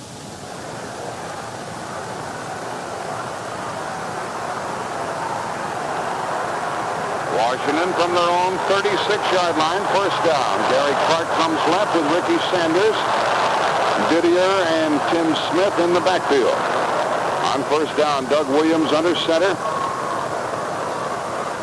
Back to throw, a short drop, and over the middle is caught out to the 45-yard line. And that's good for 9 yards to the tight end, Don Warren. Boy, they made that 9-yard pickup look easy. Yes, they did. And I think they're doing a good thing. They're spraying the ball around. kind of a high percentage, kind of a passing game, except for the long one they threw, but that wasn't even a real long pass, Jack. And I think they want to do this to soften up that defense and then do a little bit better job of running than they did earlier in the game. Doug Williams is 6 out of 12 with 1 touchdown. It's 2nd and 1. Timmy Smith, the tailback in the I formation. They ought to throw the ball here. Here's a give to Smith. A run for a first down and more. He's down to the 40. Dives down to the 35. A big run for the Redskins. McKenzie, the guard, led the play. Dennis Smith made the tackle, and they blew it wide open, and that's what a lot of people think that the Redskins can do all day long is to blow them off the line. Well, and of course, Timmy Smith is a very good runner, has good quickness and speed, and that was a trap that time, and they ran right up the middle. First down now at the 36 of Denver. Williams under center with Warren in motion. Gives to Timmy Smith. He is hit at the line of scrimmage and dives for 1 yard. He went over the right guard spot behind R.C. Thielman, but Greg Cragen, the nose guard, and the inside linebacker, Ricky Hunley, stopped the play. The soft spot of that defense in the last play, Jack, was to the left, over the left guard. They had a bubble. They had a linebacker standing off the line of scrimmage, and they had an overload on the right, and he didn't see it, evidently, didn't change the play, and really wasted a play on the last one. Extra defensive back Robbins in. 2nd down and 9 from the 35. Art Monk is a wide receiver to the right. Here is Williams handing it off, and running with the ball is Calvin Bryant. Outside left, inside the 30-yard line, and diving down to the 27 before Ryan tackled him, along with Steve Wilson. That was a good gain, and it's going to be 3rd and a long 2 for Washington. That's the play they call counter Trey. He started very slowly with the ball, didn't he? He did. He hesitated and gave the defense, the right guard and the right tackle, Thielman and Mark May, a chance to get out in front, follow them nicely, jump to the outside, and make good yardage on the play, carrying the ball in the wrong arm, too, Jack. 3rd down and 2 from the 27. They got some room on the right side, one-on-one. Bryant stays in the backfield on 3rd down. Williams back to throw. Throws long down the left side, wide open, and caught for a touchdown! Touchdown to Gary Clark on a 3rd down play. He caught it on the 2, and a 27-yard touchdown pass puts the Redskins on top 13-10. Steve Wilson trying to cover. Boy, this happened in a hurry. Gary Clark made a diving catch on that one. He had dropped a couple of them earlier. That puts the Redskins on top for the first time, 13-10. 10:15 left in the half. Just like Hank Stram has been saying, Doug Williams can look like a bum 1 minute and a world beater the next. I said yesterday, the day before, one of the speaking things we did, Doug Williams could wind up being the most valuable player in the game. That's the kind of a player he can be. Here's the extra point attempt by Ali Haji Sheik, and it's good. 14-10 Washington. And hey, Gary Clark, for all you do, this one's for you. We've got a game now. The Redskins lead 14-10. Let's take time out. You wouldn't actually throw away your money, but if you throw away old scrap metal, that's exactly what you're doing. At Commercial Metals, you can bring in your old cans, radiators, automobiles, copper, and brass, and receive cash. It's good for the environment, and it's good for your pocketbook. While you're there, check out Commercial Metals' selection of new and used steel. They're open 8 to 5, Monday through Friday, and located at 710 Industrial Boulevard, just 2 blocks southwest of Ben White and I-35. Call Commercial Metals, 442-2384. That's 442-2384. Do you heat with butane propane gas? Call Austin Hydro Gas. Do you heat water with butane propane gas? Call Austin Hydro Gas. Do you cook with butane propane gas? Call Austin Hydro Gas. Hydro Gas is the most efficient and economical way to provide for your heating needs.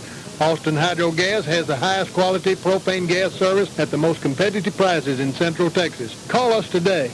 We'll save you money. Austin Hydro Gas, 442-2337. You'll be glad you did. Hi, folks. This is Tom Dorr. And coming up on the next edition of Sports Talk, well, we'll talk about the just-finished Super Bowl. How super of a game was it? Well, these two teams have both been to the Super Bowl recently. We'll get a chance to talk about that. Why isn't it so often a super game? Well, we'll talk about that as well. Plus, basketball and attendance figures.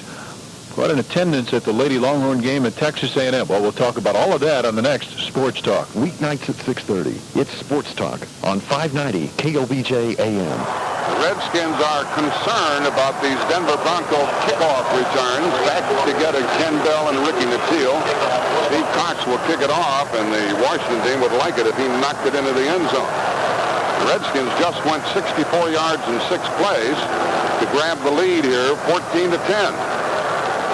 After trailing 10-0. We mentioned it earlier that it looked like Denver was letting them off the hook by failing to score a couple of times on their drives. And at the moment, that turns out to be true. Here's the kick by Cox. Oh, look at that thing.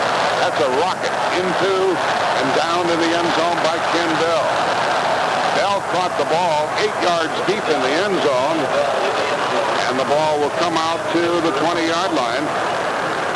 And John Elway has got to crank it up now, and he has slowed down considerably. You know, Jack, it's the stats on the first 2 drives. He made 117 yards on offense the first 2 possessions, and he's only made 27 yards on the last 3 possessions. Quite a turn of events. From the 20-yard line, the Broncos come out, and Elway is 4 out of 12. He's hit a cold streak. He's under center. It's Sammy Winder in the backfield with him. He lines Winder up. He rolls right, and he tosses inside, handoff to Winder. He comes out across the 30, 35, 40, 45, and out to the 46-yard line. Oh, what a dangerous play that was. But it worked. It worked because they had a blitz, Jack. They were all coming, and any time that you can get them going north and south, and you're taking a chance on a play inside, there's no pursuit. You got a chance for a big play, and it popped wide open. Went from the 20 out to the 46-yard line. That little inside pitch out of the shotgun formation, boy, and those running backs really have to be careful that they don't take their eye off of that ball. Ken Lanier, the tackle, made a big block on that play. Now it's a first down for Elway, who is under center. Sports is tight end in motion, hands it off to Winder. Winder cracks out, keeps going across midfield. The ball came loose, but the play was down at the Washington 47 and a gain of 7. Sammy Winder, a 7-yard run. On the last big play on the trap inside, Jack, both Charlie Mann, 71, and number 51, Monty Coleman, the linebacker, both of them were coming strong on the pass rush, and they ran right inside on the big play for the big game. Second down and 3 now, and the run by Winder to the Washington 47. The Broncos send Mark Jackson to the left, along with Vance Johnson, and they split the tight end out, Orson Mobley. And on second down, Elway is under center and back to throw. He looks right, he throws right, and it's batted down again. Batted down by Big Dave Butts. And it's 3rd and 3. I'll say one thing, as I mentioned before, they're doing a good job of keeping Elway in the pocket. They're bringing 4 linemen and a linebacker almost all the time, playing man-for-man coverage. And he doesn't have a lot of time to look around, scramble, escape. He's got to stay in the pocket, and that's what they want him to do. Stay in the pocket. If they can keep him in the pocket, they feel they'll do a good job. Now they got 6 defensive backs in the game. And Steve Watson is in, one of 4 wide receivers for the Broncos. 3rd down and 3. Elway in the shotgun. Takes the snap. Back to throw. He rushed. He gets away from the rush, and he's going to run for a first down. To the 45-40, 35-30. Out of bounds he goes. And a big run by Elway. He got away from Dexter Manley in the backfield. And Manley was right there to make the play. Try to arm tackle him, Jack. You can't do that with him. He's too big. He's too strong. You got to put a hat on him and knock him down. You can't do it with an arm tackle, even though you're a big, strong guy like Manley. And that's why he was able to escape and make the first down. We've seen a lot of features to this game already, a lot of good things. We have Sewell and Elway and the Teal sparkling for Denver. We have Clark and we have Ricky Sanders and Williams sparkling for the Redskins. The ball is at the Washington 26. That's a first down. That was a 3rd and 3 when Elway ran for 21 yards. He's under center now. He has Lang and Winder in the backfield. 2 wide receivers to the right side. And on first down, Elway hands it off to Winder. and nothing doing. He is hit at the line of scrimmage, no gain at all, and he ran into Dave Butts. And that's why some people think that at times it is almost impossible and a waste of time to run against Washington. Well, that time they run a trap play, and that's one thing that you have to do if you're going to throw the ball as often as they'd like to throw it. You have to draw, you have to trap. They haven't thrown many screens yet, Jack. I don't think they've thrown any, but you have to draw, and they have to trap in a variety of ways to take advantage of that pass rush. Ryan Davis and Clarence Vaughn check in defensively in the Washington backfield. Sewell is in there offensively for Denver. 2nd and 10 at the Washington 26. Four-man rush. Elway steps up and throws. It's caught inside the 20, and then the ball came loose. Incomplete. It was into the hands of Sewell, usually sure-handed. He turned and tried to go to get the first down, but forgot the football. Yes, and here again, Elway is very obvious they're going to try to throw the ball to the back to get the back on a linebacker. Hank, there's an injured Denver player, Dave Studdard, and they have only 2 reserve offensive linemen, including Keith Karts, who will play in place of Studdard at least on the next play. Yeah, it's a dangerous situation from a substitution standpoint with their offensive linemen. No question about that one. 3rd down and 10 confronts the Broncos at the Washington 26-yard line. They had a first down there after the Elway run, and now Dave Studdard, who usually plays opposite Dexter Manley on that line play, is injured, being tended to, and Elway, Hank, is 1 out of his last 9. Yes, he is, and I tell you another thing, Studdard is doing the best job of holding I've seen any lineman. They all do a good job, but he's holding Manley like you never saw anybody hold him before. You're going to give him a special award? He ought to get a trophy. And the great thing about it is, amazing thing about it is, he hadn't been called. Hank, Sewell should have caught that ball down at the 15-yard line. This broadcast presented by authority of the National Football League.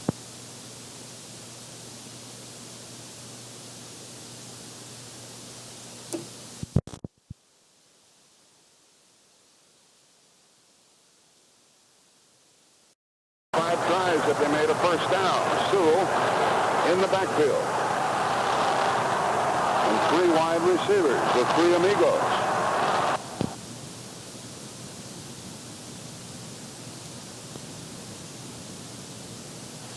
He looked, he throws, incomplete. And the receiver fell down. Vance Johnson slipped and fell at the 5, and this footing is having a big bearing on the outcome of this game. It really is, and that was the first time that Elway has been able to escape from the containment of the pocket, and even though he did, he had a chance to make a play, but as you mentioned, Johnson slipped coming across the middle, and the ball falls incomplete. Field goal time by Carlos. Marcus Cook was chasing Elway. Here's Carlos with Kubiak holding, trying a 43-yard field goal. His longest this year has been 52 yards. Keith Bishop will snap the ball. This guy's a great kicker. A good snap, and there's the kick. And the ball hangs and fades left, and no good. What a surprise. Now a brawl breaks out down there near the line of scrimmage. Marcus Cook is into it with some of the Denver Broncos as Carlos misses on a 43-yard attempt, and the Redskins maintain their 14-10 lead with 7:18 left in the half in this game. So a 43-yard miss by Carlos. He didn't hit that one at all, Hank. He didn't. Very unlike him, because he usually makes good contact, at least. He did not on that last one, and it looked like he hit one like when the air starts to go out of a balloon, you know, the way it went over to the left. Now the Redskins, who have scored handily the last couple of times they've had the ball, are at their own 26, first down. With Doug Williams, injured earlier, back in there now. Don Warren is the fullback. They have to throw the ball again on first down. See if they do, Jack. Williams is going to throw on first down. Over the middle, and it's caught at the 40-yard line. The play is good out to the 42 by Gary Clark. He anchored out there at the 40, and no one was within 10 yards of him, a 16-yard gain. Well, they're so concerned about double covering the outside people that the inside area between the hash marks and the numbers is very vulnerable. It's wide open, and they got it right in the spot. The line of scrimmage is the Washington 42. Williams is 5 for 5 passing on first down situations so far in this contest. Yes, blocking by Bostic, McKenzie, Thielman, May, and Jacoby. First down, Washington, high formation. Timmy Smith, the tailback. Here's a delay to Timmy Smith, running right, finds a hole to midfield. Breaks loose to the 40, 35, 30, 25, 20. Inbounds to the 10-5. Touchdown! A 48-yard, 58-yard touchdown run by Timmy Smith. And that's what they call counter trade, Jack, with a left tackle and the left guard pulling on the play. Joe Jacoby, the left tackle, pulling on the play. And also the left guard, Raleigh McKenzie, they clean it out. They caught him in a blitz, and he goes all the way for the touchdown. A big block by Joe Jacoby and Raleigh McKenzie. They pulled from the left. They led to the right. Timmy Smith walked the sideline, chased by Tony Lilly, Steve Wilson, Jim Ryan. They couldn't catch him. And it's 20-10 Redskins, and they trailed 10-0. Here's the extra point try by Ali Haji Sheik. Redskins are making it look easy. There's the kick. It is good. It's 21-10 with 6:27 left in the half. That touchdown was by Timmy Smith. And for all you do, Timmy, this bud's for you. Well, Redskins, I tell you, they looked like they were sound asleep. They must have thought game time was 3:30 instead of 3 o'clock. Well, they were shocked a little bit, I think, Jack. That happens to you. But, you know, we talked during the course of the weekend. Boy, what a big hole it was. Jacoby coming through there from the left tackle position. Didn't even have to block anybody. There was so much room. And Timmy Smith goes right down the sideline. But when you play in this kind of a game, Jack, if you don't have it all, you're not going to win it all. And we talked about it earlier. This is far from being over. But the Washington Redskins, if they can't throw the ball, they can run it. If they can't run it, they can throw it. The same is not true with the Denver Broncos, and that's a big difference. 2 plays, 74 yards. And the Redskins, with Raleigh McKenzie throwing a key block, have grabbed a 21-10 lead. Studdard has an injured left knee, and he is out for the game. So the Denver Broncos have lost their offensive starting left tackle, Dave Studdard. And now Cox will probably kick the ball into the end zone again. At the end of the first quarter, the Broncos led 10-0 on a touchdown pass to Ricky Nattiel and a field goal by Carlos. Now the Redskins have scored 21 points here in the second quarter. Here's a line drive kick, and Bell takes it on the 3. He's to the 10, 15, 20-yard line and packs at the 21. Well, the Redskins are alive now. And the tackle downfield by Clarence Vaughn, who played a great game against Minnesota. There's another struggle between the players after the whistle. Clarence Vaughn was terrific against Minnesota, Hank, and he's a good special teams player for Washington. Yes, he is. Offense in this quarter, Denver 57 yards. Listen to this. In this quarter, Washington has 218 yards of offense. The Broncos will start from their 21-yard line. Off to the right comes Vance Johnson. Tony Winder and Gene Lang in the backfield. Here's a toss to the running back, Lang, and he is tackled at the 24-yard line. He got 3 yards, and he ran into Charles Mann. They're good up front, the Redskins are. Charles Mann, Dave Butts, Darrell Grant, Dexter Manley, and they're putting a fifth man on that line of scrimmage, right? Well, they're putting a linebacker on the line of scrimmage, which he normally plays, but they're moving Coleman and the linebackers around enough, and they're blitzing him most of the time, so they're getting a 5-man rush, and they're playing man-for-man coverage most of the time. Elway on 2nd and 8 goes into the shotgun formation. Takes the snap and is back to throw. Steps up and throws long down the right sideline for Johnson. And out of bounds. Overthrown. Incomplete. Nowhere near close to Vance Johnson. Barry Wilburn covering, and it's 3rd down. The thing that you have to be careful with now, with the way the game has changed, Jack, Elway and the Denver Broncos have to be careful. They feel now they have to throw.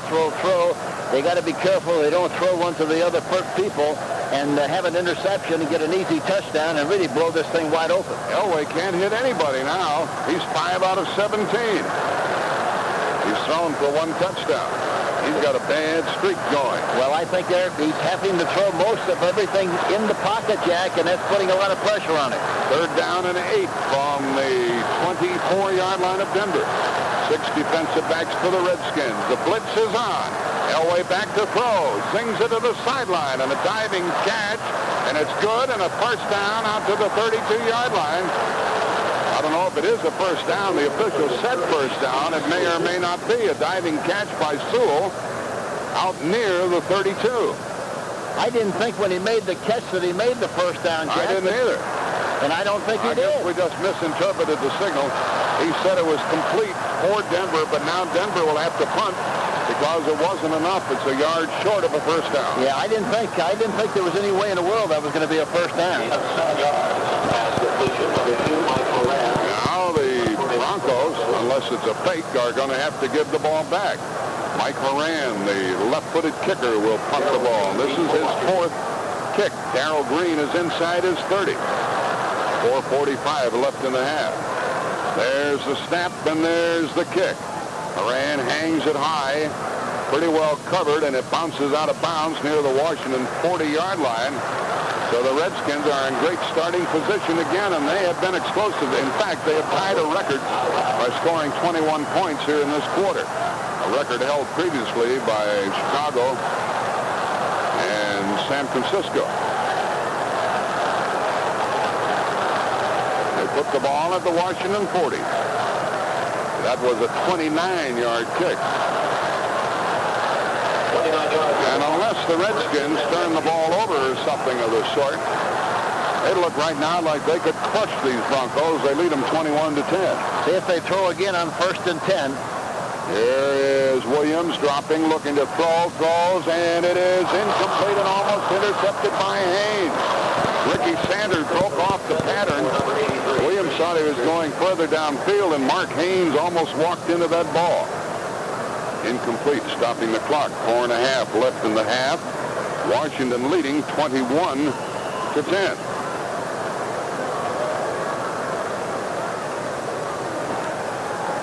Among the places tuned in on the Armed Forces Radio, Thule Air Force Base in Greenland, Northwest Cape in Australia, Diego Garcia in the Indian Ocean. We're happy to bring you the game on CBS Radio. 2nd and 10. Monk in motion for Washington from their 40. Back to throw Williams. They can't get to him over the middle. Caught by Sanders. First down at midfield. Ricky Sanders made a tough catch on a ball thrown behind him for a first down. Yes, he had to stop and reach back for the ball. Actually kind of leaped for it and made the catch. But again, Doug Williams is doing a good job of reading the defense, Jack, because they're doubling the outside people and the inside area, as I mentioned earlier, between the hash marks and the numbers is vulnerable. 11-yard pickup to the Denver 49. First down, Washington. Didier in the backfield with Timmy Smith. We haven't seen George Rogers today.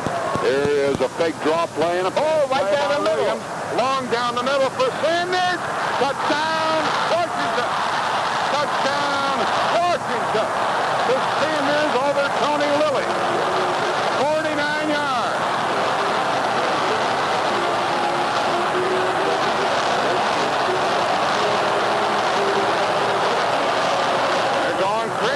Redskins are 27 points here in the second quarter, and they lead 27-10. Second touchdown pass of the day for Ricky Sanders. And they ran a counter play, held the linebackers, and Sanders just went right down the field from the left side all the way over to the area between the numbers and the hash mark of the sideline, and goes all the way for the touchdown, and Williams will put it up there as pretty as you could do it. 27-10 the score. Aliazi Sheik trying the extra point. 3:42 left here in the second quarter. Extra point is good. It's 28-10. Washington has scored 28 points here in the second quarter. And Ricky Sanders, for the second time today, for all you do, this bug's for you. Hank, we might have a shambles on our hand before this one is over. I kind of you can never say it's over when you got a guy like Elway, but right now, this thing is as close to being over as one could be. Let's pause 10 seconds for stations to identify themselves on the CBS Radio Network. Hi, Tom Dorr here, inviting you to tune into Sports Talk Monday through Friday at 6:30. You get a chance to talk to the personalities of the sports world here on News Talk 590 KLBJ AM Austin. These Denver Broncos have lost the 2 times they've been in the Super Bowl. Lost last year to the Giants, came out of here flying today and jumped off to a 10-0 lead in the first quarter. And the Redskins were sleepwalking. Williams was injured, left the field, came back on, and he has taken charge. That was a 4-play, 60-yard drive. And unless Elway gets hot, and he's thoroughly capable of bringing the Broncos back, why, the Redskins are going to demolish them. Natil is deep along with Bell, and here's the kick by Steve Cox from our right to our left. I can't remember seeing anybody do as good a job of containing Elway and keeping him in the pocket, keeping him off balance, and what the Redskins have done so far in this game. Look at that kick. Here's another end zone kick. 8 yards deep into the end zone to Ken Bell. It'll come out to the 20-yard line, and lately, the Redskins can't do anything wrong. Redskins champions of the NFC East and of the NFC. Leading 28-10, and brother, they're feeling their oats now, aren't they, Hank? They're bouncing around out there like kids. Yeah, they are very excited, and justifiably so. The personality, the two fences have changed dramatically since early in the game. Studdard is through for the day. He's being taken to the dressing room. Here's a draw play for the Broncos, breaking out to the 30-yard line for a first down. A draw play to Sammy Winder is good for more than 10. Tackled by Todd Bowles, but now Washington can afford to not gamble and play a rather loose defense. Washington would like for them to try to run. They encourage them to run as much as they possibly can, because that means that they don't have to worry about Elway, and they have to beat him with the run. They can't do that, I don't think, and as a result, it's falling right into the hands of what the Washington Redskins would like for them to do. First down at the 33-yard line of the Broncos. Elway, another draw play, 2 in a row. Winder waits for the block and comes out to the 40-yard line. He waited for Lang to throw the block, and Winder came out to the 40, and he got 6 yards and tackled by Alvin Walden and the linebacker Mel Kaufman. I can't understand. You got to continue to run draw plays and traps, Jack, and screens. They haven't run any screens yet. I'm surprised at that. They like to throw middle screens and outside screens with the linebackers coming like they are, playing man-for-man defense. That ought to be an effective play. They haven't done it. Second down and 4 for Elway back to throw. Long down the right sideline to Natil, and it is intercepted by Washington. Wilburn gets it at the 21, and it'll come back the other way. They try to get it all in one big strike, Hank, but that a little bit underthrown, and with it all, Natil never did have position on Wilburn. No, never did, and that's what happens. So you get impatient, you get impetuous, you think you got to get back in the game. You keep trying to make big plays, and in the process you fail and falter. The other team gets the ball, and you really get back in the soup, and you never recover. Wilburn intercepted 9 during the regular season, number 1 in the NFL, and he fought Natil for that ball, and he got the better of it. And now Elway is 6 out of 18. 6 out of 18, folks. 1 touchdown, 1 interception. Williams is hot. He's 10 out of 17, and will start from his own 21-yard line with 2:14 left in the half. And the score is Washington 28, the Broncos 10, and the Redskins have scored 28 points here in the second quarter. And Wilburn, Jack, the reason he was able to make that play, he had good position on the receiver, Natil, plus the fact that he is 6'3". And we're going to have another replay. They're going to look at it. Art McNally, the supervisor of officials, is taking another look at that play to see if Wilburn did indeed intercept the ball and come down in bounds with both feet. And as we watch a replay of it, well, maybe, maybe not, Hank. Well, it's close. It was really close. The right foot looked like it was definitely in. The left foot was on his way down, and you couldn't tell whether he got a piece of the sideline or not. It's going to be very close. So they're going to have to take another look. At the outset, it looked like... Review by the replay official. The play stands as called. Play stands. It was very close, so Wilburn intercepts. Wilburn had 9 during the regular season and 1 against the Bears. And now he comes up with 1 here in the Super Bowl game. They burned him earlier, but he got even, Hank. He surely did. And again, that good size of being 6'3" and having good position was very beneficial. Now the Redskins at their own 21-yard line have Timmy Smith at the tailback, high formation, running to the right side and struggles to get a 1-yard gain. But the Redskins are pretty happy with the way things are now. And that play will take us to the 2-minute warning. A 1-yard gain. The ball is at the Redskin 22 now. 2 minutes left in the half. With a score, 28-10 Washington. Let's take time out. Operator, would you help me please? Graham, the only thing that can hurt the Washington Redskins in the Super Bowl game now is turnovers. Yeah, the only thing that's going to, as you mentioned, the thing that's going to hurt them is if they stop themselves and create a problem for themselves with some bad plays. They lose their concentration. They don't stay on the attack. I think that's the important thing. They have to come out in the second half, and they have to stay on the attack, continue to try to make big plays. And the way they've been able to throw the ball, they're going to run much more efficiently. They've already had a big run by Timmy Smith. And, of course, the fact that they've had balance, I think, is the key. Hank, who's the better quarterback today to this point? I didn't have any question about it. Doug Williams. Doug Williams getting the better of John Elway. People didn't expect that. And the offensive line of the Redskins, Bostic at center, McKenzie and Thielman at the guard, Jacoby and May at the tackles, are doing what people thought they might be able to do against the Broncos. Yes, and I think the other side of the ball, I think Richie Pettibone, Emmett Thomas, and the defensive coaches of the Washington Redskins have done a superlative job of putting pressure on Elway and making him throw before he's ready. And they're doing it with 4 linemen and a linebacker who is blitzing most of the time and giving him a 5-man rush. From their own 22, second down and 9, Washington. Williams is under center and Sanders in motion. High formation. The give is to Timmy Smith. Picks a hole up the middle, breaks loose. To the 30, 35, 40, 45, 50, 40-yard line of Denver, and out of bounds at the Denver 34-yard line. Tony Lilly bumped him out. Timmy Smith, he ran for a touchdown earlier of 56 yards, and he darn near did it again. 43 yards that time. There's the counter trade, the counter play again. 69 Thielman, Mark May 73, pulling through the hole, getting running room for Timmy Smith. He takes a step and then goes back to his left side. Thielman got a good block right at the line of scrimmage in the hole. Timmy Smith changes the ball, which very few backs do. He runs with it away from pressure, so he has some protection. Goes down the sideline and is finally knocked out of bounds from the backside.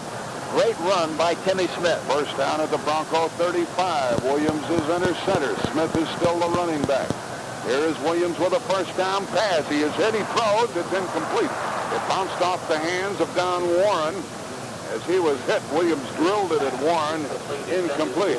That's the 5th drop. The 5th drop by a Washington receiver today. Stops the clock with 1:45 remaining in the half, and Washington 28 points here in the second quarter and leading 28-10. And they got a good chance to get 7 or 3 more before the termination of this second quarter. The Redskins have 3 timeouts left. The Broncos have 2. It is second down and 10 Washington. 3 wide receivers. Clark to the left. Monk is to the right with Sanders, and now comes in motion back to the left side. Reverses it, goes to the right side. Williams to throw. He throws. It's caught at the 30-yard line by Sanders. To the 20, to the 15, and he's out of bounds. That's the first down for Washington. Williams got away from the rush, and he hit Sanders. He avoided a tackle, and Haynes bumped him out of bounds at the 14 of Denver, and it looks, I hate to say this, Hank, but it really looks like Denver's through, and Tony Lilly is limping as he comes back. And looking at Doug Williams, he's gimping around a little bit too, Jack. He's hurting a little bit. He's been hurting, but he got rid of that ball in beautiful shape, and I think the last shot was a great illustration of the kind of an arm he has. He threw that one falling away, and he threw it right on the button. to the Denver 15 and a first down, and Art Monk threw a good block for the receiver Sanders. First down, Washington. Back to throw is Williams. He throws, caught at the 10-yard line by Sanders. He is hit and knocked down near the 7-yard line. And that's a gain of about 8, tackled by Dennis Smith. Sanders is turning out to be the star of this game. He really is, but I think if you had to pick a most valuable player at halftime, it would have to be number 17, Doug Williams. The Redskins employ their first timeout, stopping the clock with 1:23 remaining in the half. The line of scrimmage is the Denver 7. It's second down and 3, and the Redskins are intent upon terminating the Broncos on this drive. They're already ahead 28-10. And Williams, after a slow start, very much in concert with the rest of his football team, has come to life. He was injured. He left the field. He came back on. Oh, man, they're going crazy. These Redskins are going wild out there. Well, it looks like a bag drill. Looks like they're just working working in practice. And I'll tell you something else, Jack, and this is not any kind of an indictment of anybody, but watching the two teams practice the other day, there was no question the Washington Redskins practice much, much better than the Denver Broncos. In fact, Coach Reeves was so disturbed about the way they practiced that he made them work much longer than they normally work on Saturday because they did not work that well during the course of the week. Tony Lilly is replaced by Randy Robbins as the free safety for the Broncos. It's second down and 3 at the 7-yard line for Washington. And they have Kelvin Bryant in the backfield along with Clint Didier. Warren, the tight end, is on the right side. Williams under center. Sanders in motion. And Williams takes the ball, hands it off to Bryant, and Bryant is hit and tackled near the line of scrimmage. Bryant did a very poor job of running the football that time. They ran the counter tray again. It was designed to go inside. He tried to go outside, and the blocker blocked the defensive linebacker right into the play where he was cutting. Should have been running inside. And there was no gain. And now Denver calls a timeout. They have an injured player, Dennis Smith, the safety man who made the tackle. And because we're in the last 2 minutes of the half, it's a charge timeout, so Denver has one left, and let us take timeout. Hi, this is Pat Summerall for True Value Hardware, your store of first choice. Without True Value alkaline long-life batteries, a lot of good times might just fade away. There'd be no music at the beach or flashlights at the campsite. Electronic toys would just sit there, and flash bulbs wouldn't flash. That's why True Value hardware stores develop their own alkaline batteries for dependable power at a very reasonable price. Stock up on C and D cells, 9-volt and double and triple A sizes at participating True Value hardware stores. Upsets make football exciting. But when your stomach hits you with a big upset, you want relief. The kind of soothing relief you get from Pepto-Bismol. As Pepto-Bismol coats, it soothes, easing the discomfort of upset stomach, heartburn, and diarrhea. Pepto-Bismol, with its remarkable coating action, has been a trusted family friend for over 80 years. So when you get hit by your next big upset, reach for Pepto-Bismol. It's the one that coats, and the one that coats is the only one you need. Use only as directed. From the 8-yard line, Doug Williams moves his ball club back to throw, looks and throws into the end zone. Touchdown, Didier.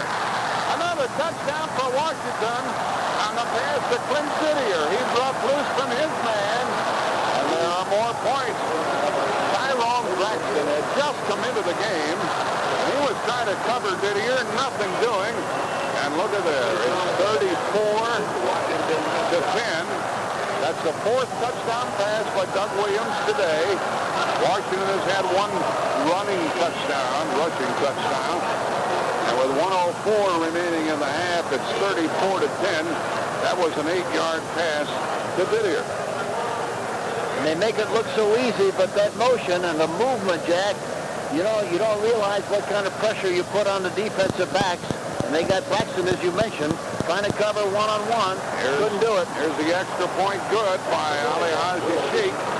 He's 5 for 5 in that department, and the score is 35-10 with 1:04 left in the half, and Washington only needed 6 plays to go 79 yards in a minute and 10. And Washington is just murdering the Broncos here today. and making it look so easy. But again, I think, Jack, anytime that you play in this game, and if you have any shortcomings, I guarantee you they're going to be exposed, and they're being exposed here today.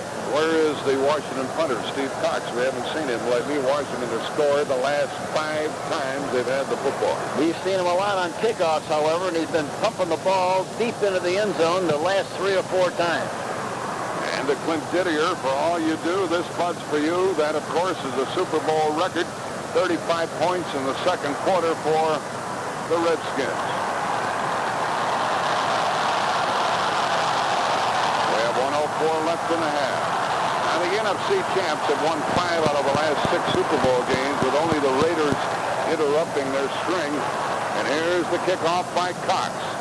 It's a line drive sort of kick. It is touched and picked up by Bell on the 11. He's to the 15, to the 20-yard line, spins out near the 24-yard line of the Broncos. And Denver has 1 timeout in 58 seconds to do something about a 35-10 deficit. And Alvin Walton was the tackler in that play. Brent Musburger has been observing it all. He'll come along at halftime with some commentary, statistics, some guests. So don't go away. Brent Musburger at halftime on our broadcast. Denver starts from their own 24-yard line. And Jack, so far, Washington has got 421 yards of total offense, 358 in the second quarter. Denver's 227. Here is Elway out of the shotgun. Taking the snap, drops it off short. It's tipped and caught by Lang. He's out near the 30-yard line, and a substantial pickup of about 8 yards on that ball and the tip pass. That was the middle screen. That's the first screen they've thrown, Jack. We talked about that a little while ago. First time they've thrown a screen pass, and I'm surprised that they haven't thrown more of those. Then Dexter Manley made the tackle. Here's the inside pitch again to Sewell. He gets a first down and more out to the 41-yard line of Denver. The clock continues to run. Tackled by Monty Coleman. We're down to 24 seconds left in the half, and the clock running. And now the officials stop the clock with 23 seconds left in the half. Elway called timeout, I think, Jack. He did, and that's the last timeout the Denver Broncos have. They are trailing 35-10. Broncos led 10-0 at the end of the first quarter.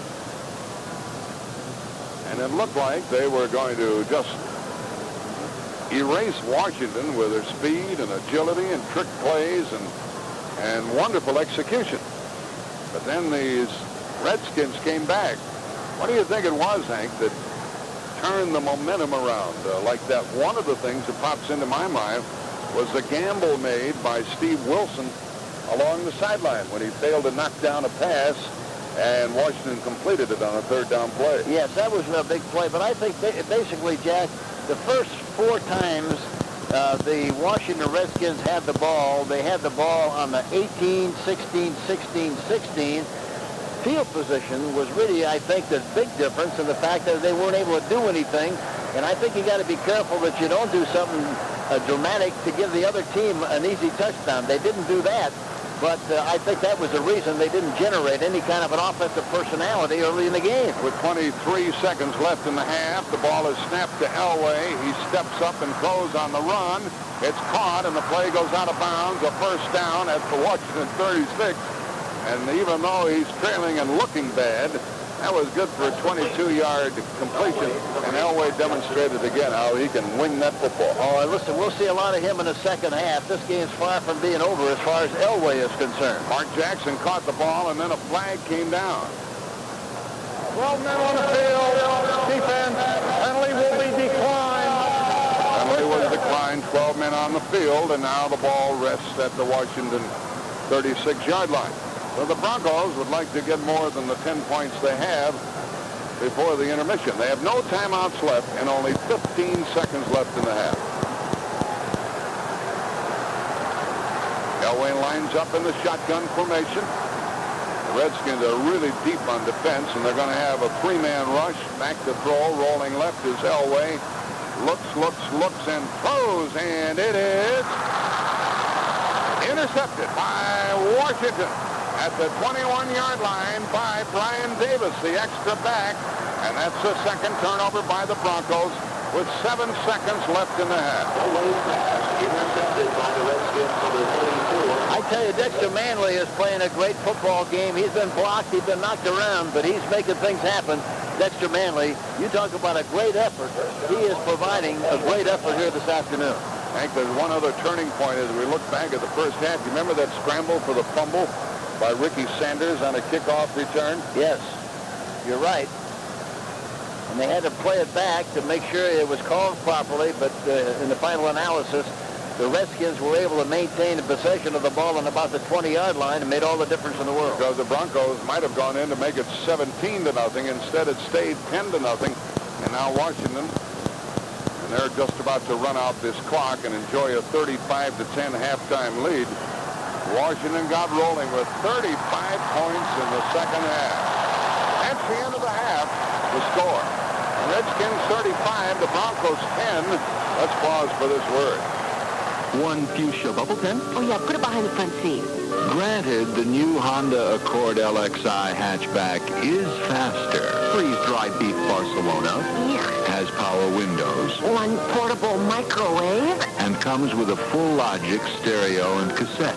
Whale, love songs. It's the live album, but there's also plenty of room for cargo. Honey, where do you want the snowshoes? Think of it as the Accord LXI backpack from Honda.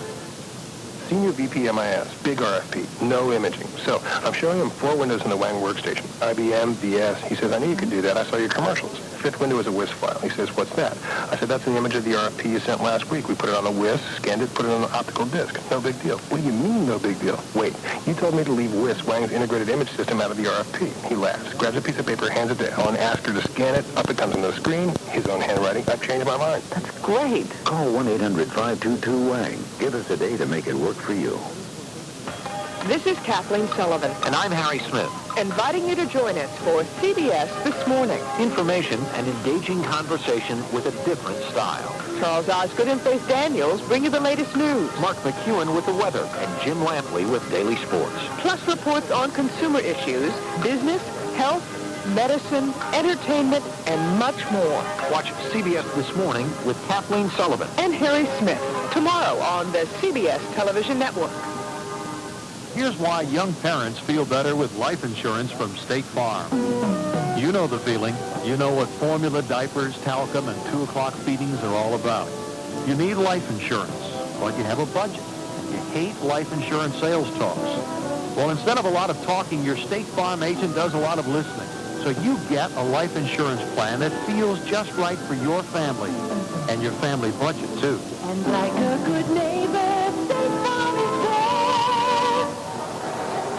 Well, they're wheeling out 88 pianos for the halftime show. Washington may end up with 88 points before this game is over. Denver will receive the second half kickoff. They'll need the ball every time they can get it. They trail by the score of 35-10 here at the half. We had a startling beginning to the game. Washington punted the first time they had it. Natillo caught a 56-yard touchdown pass on the first play from scrimmage by John Elway, and then a 24-yard field goal gave Denver a 10-0 lead at the end of the first quarter, but then 4 touchdown passes by Doug Williams and a long run by Tim Smith, and it's 35-10 Washington at the half. Brent Musburger. Jack Buck, thank you very much. And joining us now is the outstanding head coach of the Miami Dolphins, Don Shula. Don, what everybody wants to know, what turned this game around so dramatically? Well, anytime that you don't take advantage of your scoring opportunities when you have them, it always comes back to haunt you. And that's what happened at Denver. They started out with a touchdown pass on the first play of the ball game, and then they settled for a field goal when they had the ball back down here. Washington got lucky on the call on the fumble coming back on the kickoff. If that would have been disaster, if that would have been ruled a fumble. But they got out of that, and then at the beginning of the second quarter, they just got hot. Williams has been fantastic. Elway's been cold. I don't know what the stats are, for the half for Elway, but he had some real problems there in the second quarter. Don, did it come too easily, that early touchdown? Does that affect football teams sometimes? A little bit of a letdown after a quick strike? Well, that's hard to say. They were pumped up. They went for it on the first play. They got it. The next time that they got the ball, they went for it again on the first play. Another bomb. They didn't get it on that. They moved the ball down, had it 3rd and 6 on the 6-yard line, tried the shovel pass. The shovel pass is a great call when it works. If it doesn't work, you wonder why he didn't throw it into the end zone. How'd you see the return on the fumble and the instant replay decision? Was that a fumble? Should the ball gone over to Denver? Dan Reeves was very upset about it. I know he was upset. It was hard for me to see whether or not it was a fumble, but that was certainly any better. Pass rush for the Redskins on 3rd and 12 from their own 35. There's a snap and a whistle halted play before the snap of the ball. Left tackle. Left tackle. The call was both of them moved. Keith Karch, who's filling in for Studdard, but they threw the flag against Keith Bishop, and that'll make it 3rd and 17. Stopping the clock, a minute and a half having gone by here in the third quarter. Remind you of the score again. The Redskins lead 35-10. That's the first penalty against the Denver Broncos here this afternoon.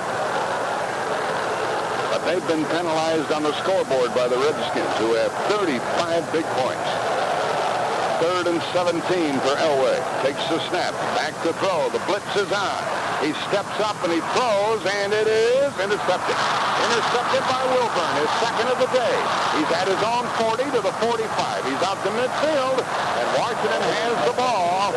Ricky Nattil made the tackle, and that's the 3rd turnover by the Broncos, all on interceptions. 2 today for Barry Wilburn, who had 9 during the year. And that's the problem you have when you're a passing team and you have to play catch-up football.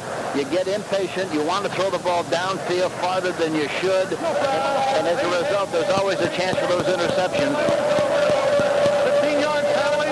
Ball belonged to the intercepting team. 1st and 10. There's a late hit against Brian Davis of the Redskins. Instead of having the ball at midfield, they will start from their own 35.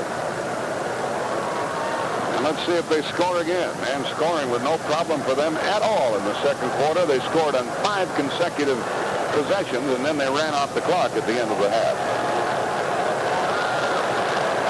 The quarterback is Doug Williams. He got off to a slow start, but he's been dynamite. Warren, the tight end, sets up on the right side. Timmy Smith is the tailback behind Clint Didier. Sanders comes in motion. Here is a give to Smith running right, and he is taken down right at the 35-yard line on a strong tackle by the linebacker, Simon Fletcher. And that's one of the few times they've been able to stop that counter tray play that they call. Counter tray, meaning that they're going to pull the left guard and also the left tackle, block down with everybody else, try to kick out, get a guard through. They've been very efficient with that play. That time they were stopped.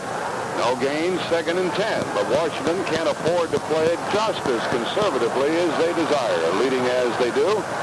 And now it's Kelvin Bryant in the backfield on 2nd down, and a give to Bryant on the delay. He breaks the tackle, gets 5, gets 10. 1st down out to the 50-yard line. Pregame finally tackled him, but a missed tackle allowed a 15-yard run and a 1st down for Washington in the midfield. And you wonder why they're running that counter play as much as they have run it. As quick as the Denver Bronco defense is, they want to get them going one way and then go back the other, and that's exactly what they're doing, and doing it very efficiently with the counter tray play. We have not seen George Rogers all day in the Washington Redskin offense, and we'll ask Hank Stram about that after this play from the 50-yard line. Denver shows the blitz. Williams, a short drop, throws over the middle. It's caught. 1st down inside the 40-yard line, and they're doing a lot of damage over the middle as Gary Clark was tackled by Tony Lilly after catching that pass. What about George Rogers, Hank?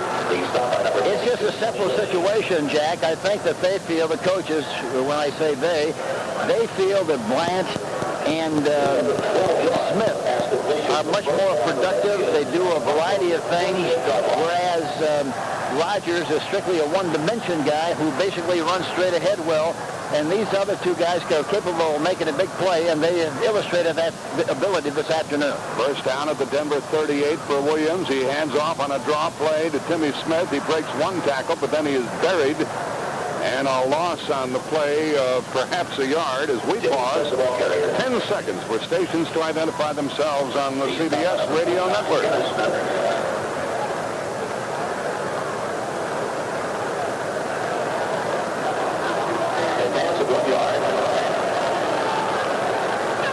There was no gain on that play. The ball is still at the Denver 38, and it's second down and 10 for Doug Williams, leading 35-10 over the Broncos.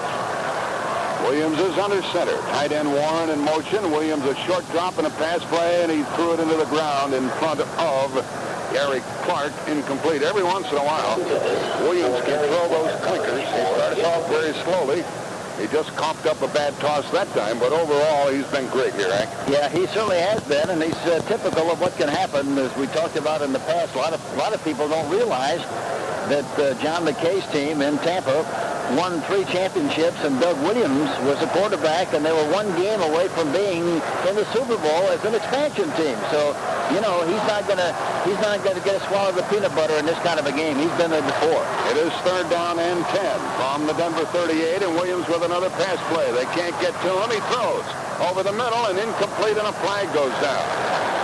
Who did what? A pass was thrown. On that situation, usually there's defensive holding. Or You're right. Yeah. And let's see what they call. And if it is, it'll be an automatic first down. Into the game a moment ago was Freddie Gilbert for Denver, their linebacker, or their defensive end. Illegal hands to the face. Number 28, defense, 5 yards, automatic first down. Penalty call against Jeremiah Castile. Automatic first down. They plant the ball at the Denver 32. First down. Castile is the man who knocked the ball away from the Cleveland ball carrier. That prevented Cleveland from tying the game against the Broncos in the AFC title game. First down, Washington, as a result of the penalty. Williams to Smith. Timmy goes outside, makes his cut, slips and falls, and he was covered by Dennis Smith, the safety man, and we've had quite a few players slip and fall trying to make a cut on this grass playing field. Both of these teams today send their best to the Pro Bowl next Sunday in Honolulu. You can't make the trip to Aloha Stadium. You can hear the game with us on many of these same stations. The Pro Bowl game next Sunday, 7:45 Eastern Time from CBS Radio Sports. And we'll get a chance to see our good friend Don Ho again. Tiny Bubbles. Here's second down and 9 for the Redskins. Sanders in motion. Williams under center, straight back to throw. Deep drop, quick pass, caught inside the 30, and the tackle made immediately by Dennis Smith, the safety man, on Ricky Sanders. Sanders a little slow getting up. He's caught 2 touchdown passes here today, and that play makes it third down and 7. And he's like Mr. Lightning out there. He can really fly, can he? Not very big, 5'11", 180, and he is out of Southwest Texas State. The ball is at the Denver 29. Third down and 7 for Doug Williams. He always gets under center. He doesn't take the snap from the shotgun formation. He starts Clark in motion, and he is back to throw. He looks and lofts it long down the middle, and it is incomplete and almost picked off. Almost intercepted as it was intended for Sanders, and Castile was in the area. I think one point I wanted to make here, when they introduced these teams at the start of the game, the Redskins were on the field, and they introduced Doug Williams. His Washington team really wants him to play. They want him as their quarterback. Oh, they like him very much. They respect him very much. And, you know, It works so well. Throat get fixed with Vicks. Sticky throat? Get a soothing Vicks throat drop. It's real relief and really delicious. Melts into a refreshing syrup that coats and soothes dry, irritated throats. Vicks throat drops, medicated, so use only as directed. You trace your cough to a smoking pipe. Well, here's relief that's just your type. Throats get fixed with Vicks. Throat drops from Vicks, of course. We had the Rockettes. We had 88 pianists on the field with 88 grand pianos, plus Chubby Checker here at halftime. It was some show. Today's Super Bowl broadcast is sponsored by Budweiser, by Buick and your Buick dealer, by Vicks Throat Drops and Vicks Vitamin C Drops, and by Days Inns of America. 8:57 left in the third quarter. Hank Stram, Brent Musburger, Jack Buck with you. Front four for Washington, a man, Butts, Grant, Manley. Out over the ball is the center, Mike Freeman, and from their own 29-yard line, Elway back to throw. Swings it out on the flat and is tipped by Grant and incomplete, and Grant almost had himself a touchdown.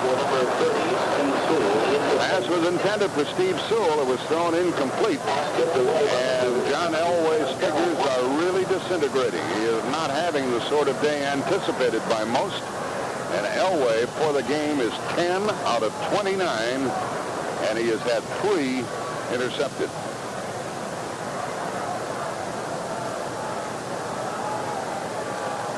10 out of 29 for Elway. I think the three amigos have gone south. In the shotgun formation is Elway. Back to throw. Steps up, and he is hit, knocked down, back at the 21-yard line by Manley. Well, Dexter will let you know about that one. The Denver Broncos have lost their starting offensive left tackle, Dave Studdard, from this game. Dexter Manley is raising heck with Keith Hartz, his replacement. Well, the great thing about Manley, see, he'll line up on the outside shoulder. He'll rush outside, and as a result, the offensive tackle will then try to be anticipating outside. Then he goes inside, and that's when they lose him, and that's when he creates so much of a problem. They sack Elway for the second time. Dean Hamill and Marcus Cope come in on the defensive line for Washington, 3rd and 17. There goes the flag down as Elway is to throw. He throws and high and away, and it is incomplete. He tried to get it out to Mark Jackson. Todd Bowles came flying up, almost intercepted. Now we'll check the flag. Looked like Charles Mann was offside. That'll make it 3rd and 12, if that's true. Offside, number 71, defense, 3rd down. That's the call against Charles Mann, making it 3rd and 12. For the Broncos, going from our left to our right here in the third quarter at Jack Murphy Stadium in San Diego. The ball at the Denver 27. Denver on 3rd down has made a first down only twice in 9 tries today. Out of the shotgun, Elway. Steps up, throws. Left sideline, incomplete. Right through the hands of the intended receiver, Ricky Natil, out around the 40. That ball whistled right through his hands. Yes, it did. Lost it in the sun. Didn't have enough black stuff under his eyes. And now that's 10 out of 30 for Elway, Hank. That's bad. It really is, but it dropped 3 or 4, but he has been bad. Is doing the punting for the 5th time today. And Darrell Green is back inside his 35. We've had a scoreless third quarter.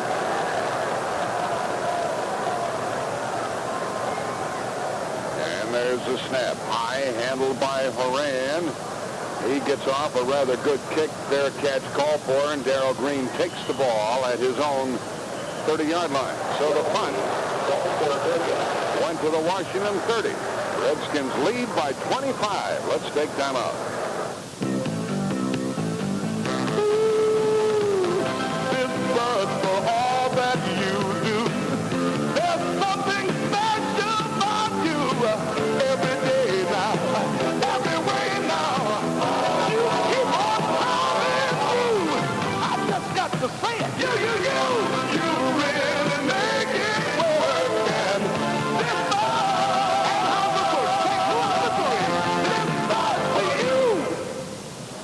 Washington has the ball at their own 30. They lead 35-10. We'll be back in just a moment. It's time to get a new year off to a great start. At Hendricks GMC Trucks, we can't think of a better place to start than with our huge supply of GMCS Jimmys. Really, folks, we've got far too many Jimmys in our lot. So stop by and we'll take you up on any reasonable offer. And you'll drive home one of the most efficient and fun-to-drive vehicles on or off the road today. Room for 5 and cargo too. The GMCS Jimmy from Hendricks GMC Trucks, your truck specialist. Hendricks GMC Trucks. I-35 at Ben White on the Motor Mile. Don't gamble with just any deadbolt. If you want added security and protection in your home or office, visit Cothran's for a Keyscape deadbolt by Weiser Lock. Weiser's fire department approved Keyscape deadbolt offers the security of a double-cylinder deadbolt and the safety of a trap key feature that makes for panic-free escape in times of emergency. America's getting Weiser, and you can too, at any of Cothran's 4 locations, or call them for 24-hour locksmith service and installation at 472-6273. Doug Williams is wearing a brace on his left knee as he performs here in the third quarter. It starts from the 30-yard line. When this game is over, be a special edition of NFL Talk with Brent Musburger in the winner's locker room, Jim Hunter in the loser's locker room. Hank and I will be here and on the telephone answering calls from you, our listeners on CBS Radio. The ball at the 30 of the Redskins. Timmy Smith, a rookie out of Texas Tech, lines up in the backfield. Williams under center. Here's a delay to Smith. Fake left, went right, ran into his own man, and is hauled down after a 2-yard gain out to the 32-yard line. I'd like to talk for a moment about the name of this stadium, Jack Murphy Stadium. Jack Murphy, who is dead now, a sports writer here in San Diego, helped to bring Major League Baseball and the NFL to San Diego. Hence the creation of this stadium here. And they honored him by putting his name up, and it's called Jack Murphy Stadium. Pete Rozelle invited Jack Murphy's widow, Pat, here to the game. And his brother Bob, who broadcast for the Mets, is also here enjoying the game, courtesy of the NFL. 2nd down and 8 for Washington. I formation, back to throw Williams. He throws over the middle, and it's caught out to the 39-yard line by the big tight end, Don Warren.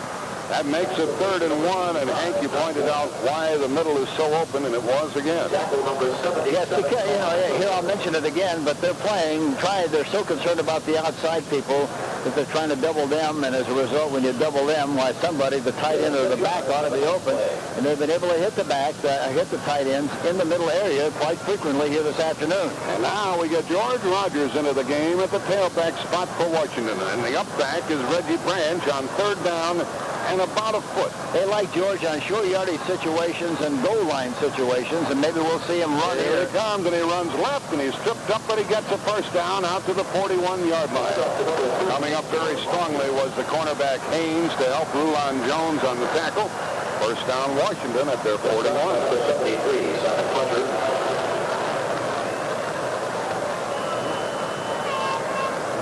It's the second rush of the day for George Rogers. Jeremiah Castile is playing on the right corner for Steve Wilson for the Denver Broncos. First down at their own 41. 6 minutes left in this third quarter. It's been a scoreless period.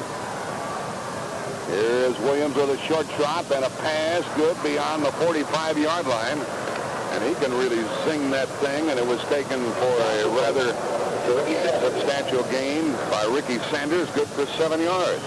That ball gets there in a big hurry. He's got a very tight rotation on the ball, delivers it quickly, and his arm is strong enough, Jack, where you see him fall away a lot of the times, and he'll still get the ball right on the money. It is 2nd down and 3. From their own 48-yard line for the Redskins. Warren sets up on a wing. Didier in the backfield with Timmy Smith. Warren goes in motion, and he leads the run, and Smith pounds his way out near midfield. That'll make it 3rd down and a yard. And now the clock is killing the Denver Broncos. This is what the Redskins wanted to do all day long, Hank. Run the ball and keep it away from Denver. That's right. Keep Elway and company and the three amigos on the side. You know, Jack, talking about the three amigos, I thought the other day when we were out to practice, I got the I just got a feeling that people on the Denver Broncos, members of the squad, were not too elated over the three amigo things. Did you get that feeling? Perhaps. We can talk about it after this third and 1 play with Rodgers, the tailback, carrying the ball, getting a first down with a lunge over the right side and a dive to the deck. The tackle by Townsend. And some of the Denver players said that some players in the Super Bowl use the occasion to try to become a star, and they didn't like that three amigos. Yes, and they went as far as to say that, really and truly, when you get this far, it isn't a team thing at all. Everybody is worried about some kind of a gimmick to kind of jump into the limelight and create a personal situation for themselves, and as a result, it takes away what you're trying to get done from a team standpoint. It's kind of interesting to hear them talk about that. First down at the 47. Here is Williams back to throw, looking for 6. Long down the middle, Clark, and it is intercepted by the Denver Broncos. Jeremiah Castile turns it around, and it goes back the other way. It was intercepted back at the 2-yard line. That's the first Washington turnover, and Williams took a little too long to unload the ball. Well, that's typical what happens sometimes when you're having so much time to throw the ball. He had all the time in the world and waited just a little bit too long. Instead of throwing the ball before he got open, he was trying to wait for him to get open. It was too late. Broncos are back at their 2. Let's take time out. Hi. I'm sorry I can't talk louder, but I'm in the Army Reserve, and my squad and I are on patrol in these woods. The problem is there's another squad out here, and they're planning to... Redskins have turned the ball over for the first time today. Broncos at their 2. We'll be back in just a moment. The Washington Redskins kept the ball for 4 minutes and 13 seconds. They came away empty, but they had a similar drive earlier, time-wise. They've had a scoreless third quarter, and all of this is just taking the wind right out of the Denver Broncos. John Elway is 1 out of 7 in this half with 1 intercepted. He's trying to find the right rhythm. He hands it off on the running play, and there goes the flag down as Lang carries out to the 6-yard line. He was stopped at the line of scrimmage, ran into his own man. Then Gene Lang ran left, and we suspect holding, and that's what it is. And it'll go back to the 1-yard line.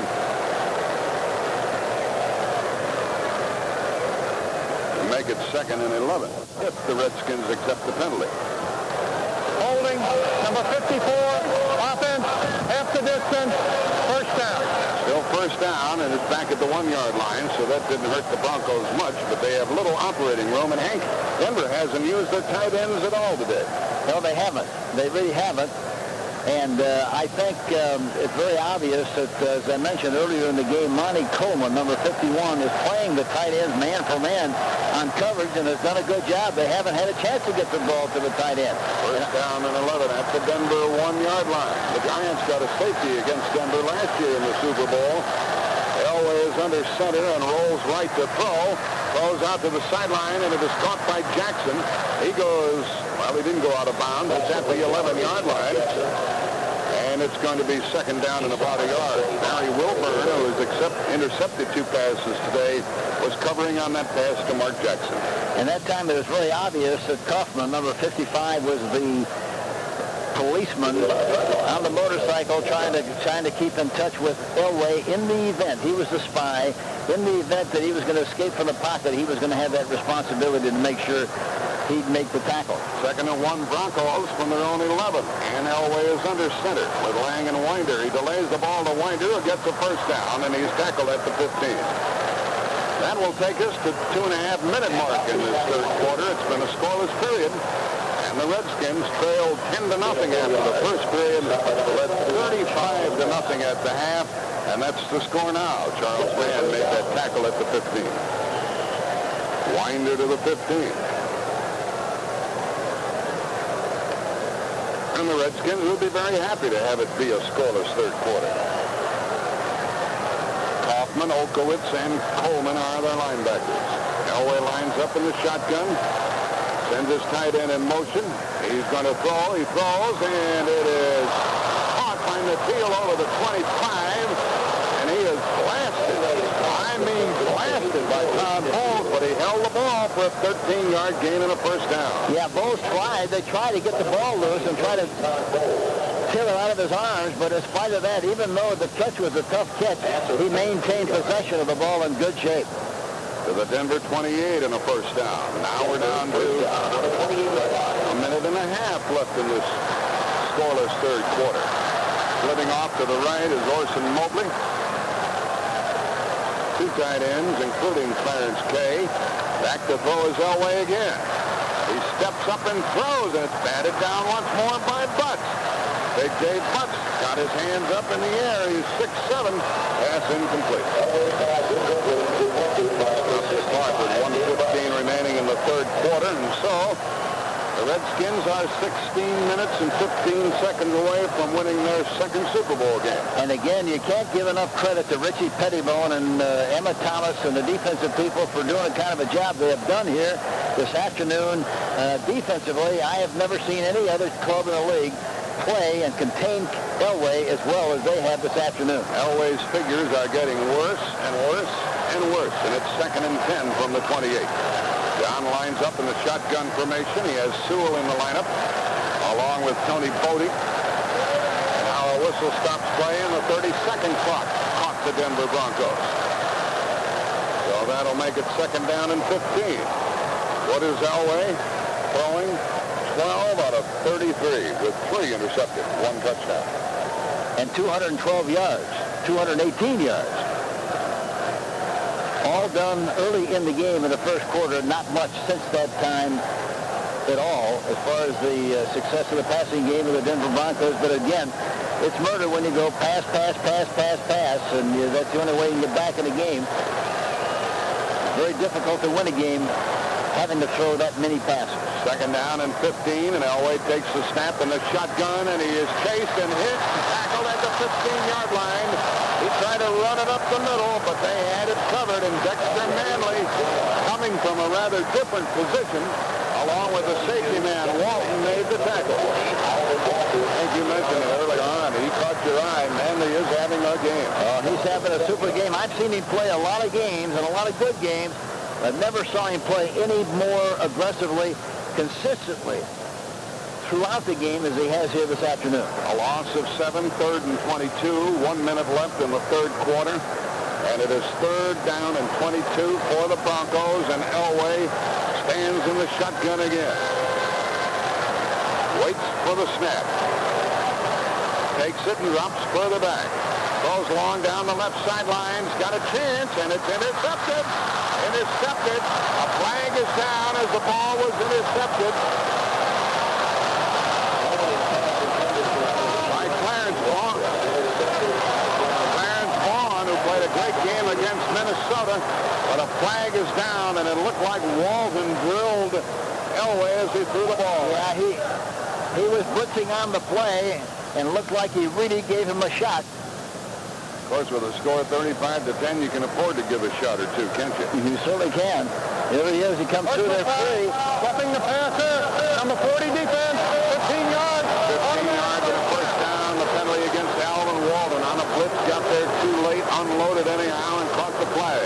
40 seconds left in the third quarter. Well, that was 3rd down and 22, so that wasn't a very smart play. No, it was a dumb play. It really was, because Elway was standing upright. He had gotten rid of the football, and there's no reason in the world to try to give him a shot like that, because you know you're going to get a penalty. And the Redskins missed out on their 4th interception of the day. It was going to be one for Clarence Vaughn, but the penalty took care of that. And Clarence Vaughn is another illustration of what a great job of scouting Bobby Beathard does. He's from Northern Illinois. He's 6'2", 202, had played as a linebacker in college, and they said no way he could be a linebacker. He was too small. But Bobby liked the way he could run and liked the way he hit. Brought him in as a defensive back, and he's done super. Here's an inside handoff to Steve Sewell, trying to get outside left and cannot. There's a loss on the play as he is run out of bounds at the 28. Steve Sewell threw a running pass off of that formation earlier. This time he was chased out of bounds by Mel Kaufman and the cornerback Darrell Green. When you try to turn the corner and Darrell Green is over there, nothing doing. You better just keep going for the sideline and head for the bench. 34 seconds left here in the third quarter of play. It's been a scoreless period, and Washington still leads 35-10. 2nd and 12 for the Broncos. Shotgun formation again for Elway.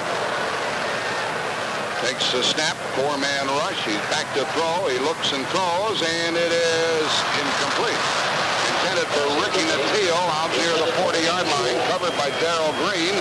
Well, that Green can stay with anybody and everybody. Well, I think the other thing that's happening too, Jack, Green, if it's a single formation, will play his normal outside defensive back position. When they go into a slot, he will always take the slot because the slot man has so much room that they feel that he has the ability, the speed, and the quickness to cover that slot man in spite of all the room he has. And that was a great illustration of it right there. He covered the slot man all the way across the field and was in good position to knock the ball down. It's always third and long for Denver. It's 3rd and 13 now. Back at their 28-yard line. Here they come. To Elway. He sets up to throw. Looks and airs it out long down the middle. Heavy coverage, and it is incomplete at the Washington 40-yard line. And Todd Bowles broke it up, intended for Nattiel, and Bowles had a better chance at the ball than Nattiel. 21 seconds left in the third period. See, there again, they continue to try to make the big play, Jack, and in that situation with everybody back like they are, they have to throw the ball 15, 18 yards, especially in the middle area, get some first downs, and then get a chance maybe when you're closer, about the 30, 35-yard line, he gets a big play against man-for-man coverage. They're not going to get it against this kind of coverage. Dexter Manley was shaken up previously. He's to the sideline. Eric Yarber is back getting the punt rather than Darrell Green. Here's the kick by Horan. He hangs it high. Yarber calls for a fair catch and takes the ball at his own 31-yard line. So the Redskins, with 12 seconds left in the quarter, have the ball after that 40-yard punt. Let's take time out. It's a pathway that leads from here to tomorrow, from sea to shining sea. The great American road belongs to Buick. Does car shopping confuse you? While other car companies offer you confusing rebates and incentives, remember, they're not selling Buicks. You'll find the one place where the confusion ends is your Buick dealer. Your Buick dealer is making you a simple offer. The new Regal, base price at only $12,449. Manufacturer's suggested retail price including dealer prep. Tax, license, destination charges, and optional equipment additional. The new Regal looks like it should cost thousands more than it actually does. The car is Regal. The price is not. End your car shopping confusion. See your Buick dealer today.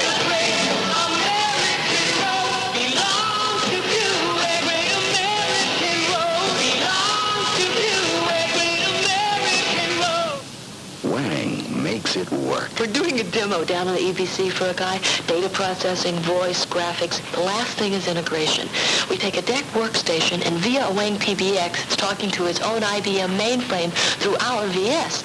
And the DEC workstation is talking to an IBM PC using Wang Office. Guy applauds, then gets up and checks our wire. To find out how Wang can make it work for you, call 1-800-522-WANG. Seconds left in this third quarter. Let's pause 10 seconds for stations to identify themselves on the CBS Radio Network. Hi, this is Tom Dorr. Between Phil Miller and myself, we bring you more sports more often. When it happens, you'll hear it here first on News Talk 590 KLBJ AM Austin. It's getting a little on the cool side here in San Diego. The lights have been on throughout the game. And the Redskins are sitting on a pretty lead of 35-10. They have the ball at their own 32. With the exception of one play, Doug Williams has played quarterback throughout the game, and he's under center now. As Timmy Smith has the tailback and sends Don Warren in motion. And here is a reverse, and Gary Clark races with it to the 35, 40, 45 midfield, and down to the 43 of Denver for a first down. Well, you knew sometime before the game was over, we'd see that Redskin reverse, and they made it work with Gary Clark for 25 yards. It's a beautiful-looking play when it's executed properly. The defense was going one way, and they came back around the other side. It was a slick exchange, and before they knew what had happened, he was running down the sideline for a big game. That marks the end of the third quarter, which was scoreless. The score is the Washington Redskins 35, the Denver Broncos 10. Let's pause for this word. There's only one family in Austin that gets to have this much fun with their lives. The Austin YMCA family.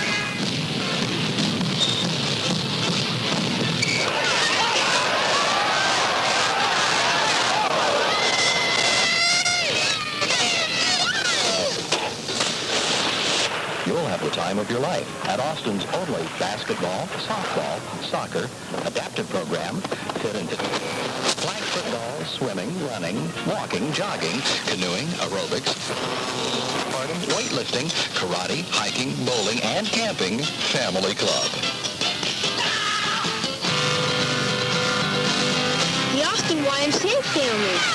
35 years young and still going. It's the only family club for kids of all ages. Come be a part of our family and start having the time of your life. Join the Austin Family YMCA. From the people at Southern Union Gas. Hi, this is Kim Costilla. Seems like we're always looking for new ways to measure how we're supposed to get along with other people in our life. We may soon find the question, what's your sign, replaced by what's your type? According to the Myers-Briggs type indicator, your answer may be, well, I'm an INTJ.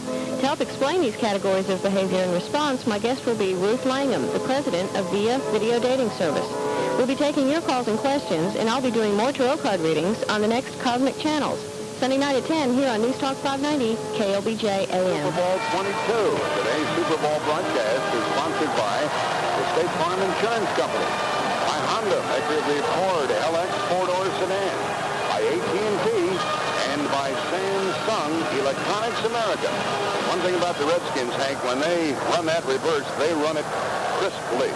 Yes, they do, and they run it from a lot of formations in a lot of different ways, so you don't know where they're coming from. They have the ball at the Denver 43, first down. Timmy Smith in the backfield. A delay to Smith, running left, cuts back up the middle, breaks it 35-30, 25-20, down to the 10-yard line before he is stopped. Timmy Smith tackled by Jeremiah Castile just outside the 10-yard line. A 27-yard run. And it looks like the Redskins are going to add to their total of 35. There's the counter tray play again. The counter with the right guard, Thielman, and the right tackle, Mark May, pulling to their left and creating running room for Timmy Smith. And he does the rest with a beautiful run down the sideline. They got the ball on the 11th.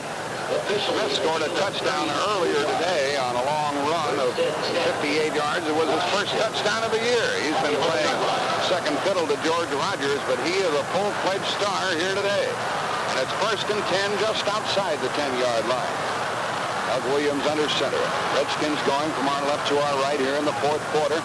Sanders goes in motion. On first down, another delay to Timmy Smith. Fake right, went left, hit at the 10. Drives to the 5, goes to the 4, calls to the 3. Let's see where they mark the ball. He is not tired, I'll tell you that. Even though we're in the fourth quarter, he was tackled by Dennis Smith, and they put the ball down just inside the 5. We'll call it the 4-yard line. And another great illustration of the kind of scouting ability that Bobby Beathard and his crew has. Timmy Smith was injured his junior year, also his senior year, but he looked very impressive early in his career in college. Bobby Beathard looked at some old films, and in spite of the fact that he didn't play much, decided to draft him, and he's been a terrific back ever since from Texas Tech. From 5'11", 216. Second down from the 4-yard line, and here's another give to Smith. Right up the middle, touchdown! Touchdown for Timmy Smith, his second of the day. A big block by Joe Jacoby, and now Timmy Smith has rushed 18 times for 183 yards and 2 touchdowns, and our score is 41-10. With 13:09 left in the game. 41-10.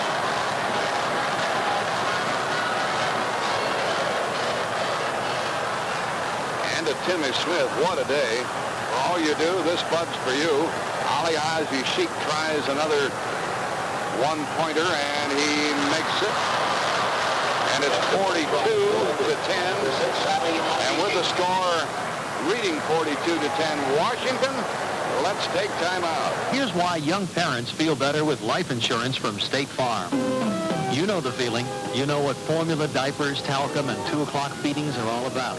You need life insurance, but you have a budget, and you hate life insurance sales talks. Well, instead of a lot of talking, your State Farm agent does a lot of listening. So you get a life insurance plan that feels just right for your family and your family budget, too. And like a good neighbor, State Farm is there. If you're still thinking an economy car is by definition small, Honda would like to remind you that times have changed. That was then. This is now. Mom, get in the car, Charles. I get this. Jennifer, now. Don't you? Introducing the new, bigger, more comfortable four-door Civic from Honda. Days Inns announces a simple way to get super savings on your vacation. It's a simple super saver rate. Just $19 to $39 in most places and never more than $49. Not even in our most popular cities. Simply call 800-325-2525 and book your room at least 29 days in advance. Simple super saver rates are available every day of the year, but they're limited and some restrictions apply. So call early and save 20 to 60%. Just one more reason America's waking up to us. Roughly speaking, these Denver Broncos have not scored in the last 41 minutes of this game. They've been shut down completely by the Redskins. Folks, you're invited to see Honda's newest edition, the sleek and stylish Accord Coupe, soon at your local Honda showroom. Hank, these Redskins are playing it rather close to the vest and still killing the Broncos. Yeah, so they're trying to run the ball and take as much time off the clock as they possibly can, which makes a lot of sense. But they're coming up with big plays, running the football, too. Now Steve Cox will kick it off, and Bill is deep along with Ricky Nattil.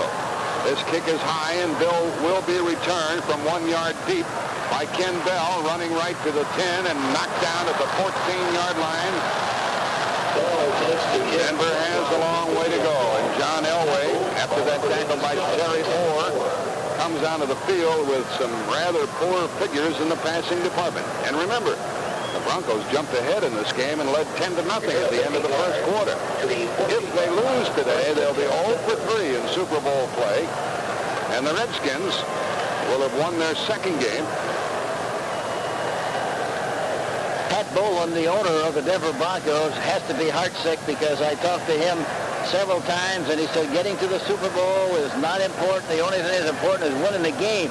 We're sick after what happened last year. He's really going to be sick after this thing is over. Dean Hamill, a defensive lineman for the Redskins, limps off the field, and John Elway starts from his own 14-yard line. He's under center. Tosses the ball to Gene Lang. He makes his cut running right, gets outside the 20. He is horse-collared by Walden and taken down. And that was a good game for the Broncos. And the Redskins will give them all of those running plays that they wish. Certainly, they'd like for them to take as much time off the clock as they possibly can. And in the process, maybe make some turnovers themselves. And that way, Washington will get the ball back that way. But they're just concerned about taking as much time off the clock as they can. Second down and 1. Trying to get the first down. Elway is under center. He's going to go for it all. Steps up and he's sacked. He gets away from another, and he runs for a first down across the 30, and he is out of bounds at the 34-yard line of Denver. So another run by Elway at 12 yards. But it doesn't make any difference at this stage of the game why he was able to escape the containment. He got outside of man that time, 71. But again, when it was really, bullets were flying, it was important. They kept him in the pocket, and that's only about the second or third time throughout this game that he's been in a position to do what he just did, get outside of containment. 42-10, the Redskins lead. Well, you'll hear people talk about it again. They'll say another stinker, another bad Super Bowl game. It looked like it was going to be a barn burner at the outset, but it has changed, and it's a first down from the 35 of the Broncos as Elway under center gets the snap. He's back to throw. He's hit and knocked down as he threw the ball by Monty Coleman. Elway slipped again, and he was off balance as Monty Coleman came in and nailed him. And Elway is limping a little bit as he gets up. These Redskins are pinning back their ears and coming now. I tell you, when you get hit by Monty Coleman, you're being hit by one of the best physical specimens in football. He is really put together. Yeah, and of course, the other thing that's happened here this afternoon is coming from a lot of different positions. That time he had the exchange. Instead of playing outside on the tight end, he was playing outside shoulder of the offensive tackle, and Manley was way outside, and he blitzed on the play and got Elway as he got rid of the football. Elway back to throw again out of the shotgun formation and looks and throws. And this one's caught at the 45, and it's a first down pass midfield to Clarence Kay. He is inside the 40-yard line and knocked down at the 39. The first pass the tight end is caught. Tackled by Todd Bowles. And now Elway is 13 out of 37. That was a first down throw of 26 yards. In that time, Monty Coleman, who just blitzed on the preceding play, had to cover K man for man. And he didn't do a very good job, especially after blitzing and running as much as he had this afternoon. 11 and a half left in Super Bowl 22. By the way, the game next year will be in Miami at the new Joe Robbie Stadium the following year in New Orleans. John Elway in the shotgun again. Back to throw. Sets up. Steps up. He's hit and knocked down. Ooh, brother, he got 2 times that time. He was stood up by Charles Mann and then blasted by Monty Coleman and sacked for the 4th time. There's that 5-man rush that I was talking about, Jack. They've done it consistently all afternoon. 4 linemen and blitzing a linebacker, mostly Coleman. And it's been very effective, and Elway has not had any kind of an opportunity to escape from that 5-man rush, and has been harassed here most of the afternoon. Nor has he been able to take advantage of the man-to-man coverage in the Washington secondary. Well, they're playing. That's the thing about it. That's the scheme. They want to put as much pressure on it, play man for man, and as a result, is tight coverage. And if you don't, have a little time to get the ball and throw it properly, why, you're going to be in trouble. Here's Elway coughing it up, and the ball is caught inside the 40-yard line by Clarence Kay again, the tight end. Elway showed his great ability that time. He was really being rushed, but he threw for 11 yards, and Clarence Kay caught another in a first down. Not a first down, but it's inside the 40-yard line of Washington to the 37. The Washington 37-yard line, making a 3rd down and 9. Broncos trying to keep this drive going. They haven't scored since the first quarter, and there are 9 minutes left in that first period when they got their field goal. In Elway on 3rd down, Jack, so far has been 2 of 8. On 3rd down situation, only 1 first down. And on a 3rd down play, out of the shotgun is Elway. Takes the snap, and a flag is down, and Elway's on the run. And he's going to be hit and tackled back at the 45-yard line. It was Alvin Walton and Monty Coleman after him. And now we'll check the play. And there again, Jack, Walton that time, Walton number 40, is a cop that time, and watch, he was responsible for the escape. Offense, 2 men moving, penalty is declined, 4th down. There's an illegal motion penalty against the Denver Broncos. The penalty was declined, a loss of 8, 4th down, and punting time for the Broncos, who still can't get off of that 10-point total. That's 5 sacks of the quarterback. John Elway, and Monty Coleman's presence is very much in evidence here. So after the 5th sack, it's a punt. Not going to be a punt. It's 4th down at the 45-yard line. On 4th down, Denver this year was 6 out of 13, and it's 4th and 17. They've got a long way to go. Here's Elway rolling right to escape the pressure and has to throw long. Throws across the field, and it's caught inside the 30, first down, to 20, 15, and down inside the 15 to Johnson, but a flag is down back upfield. That was a 32-yard pickup on 4th down. Holding against Denver. It's going to come back, and that'll make it 4th down and 27. Holding number 62, offense. The ball was against the center, Mike Freeman. That'll keep it 4th down, and perhaps Denver will punt now. Or take a chance, Hank. If they're intercepted deep, it'll be just like a punt. Yeah, they are going to kick. They're going to kick it, I guess. 9:32 left in the game. 42-10, the Redskins lead. This will be the 7th punt by the Broncos. The paid attendance here today, 73,302. 73,000 at $100 a ticket. Back to get it. That's a lot of pictures of those dead presidents, Jack.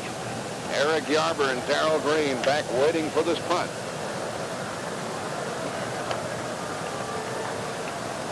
There's the snap, and there's the kick. And Iran hangs this one high. And it's near the sideline and goes out of bounds. He didn't get much distance on that one, and we'll see where they mark it. They're going to put it down at the Washington 25-yard line. Redskins take over from there, and now they are 9 minutes and 11 seconds away from winning their second Super Bowl game. Let's take them out.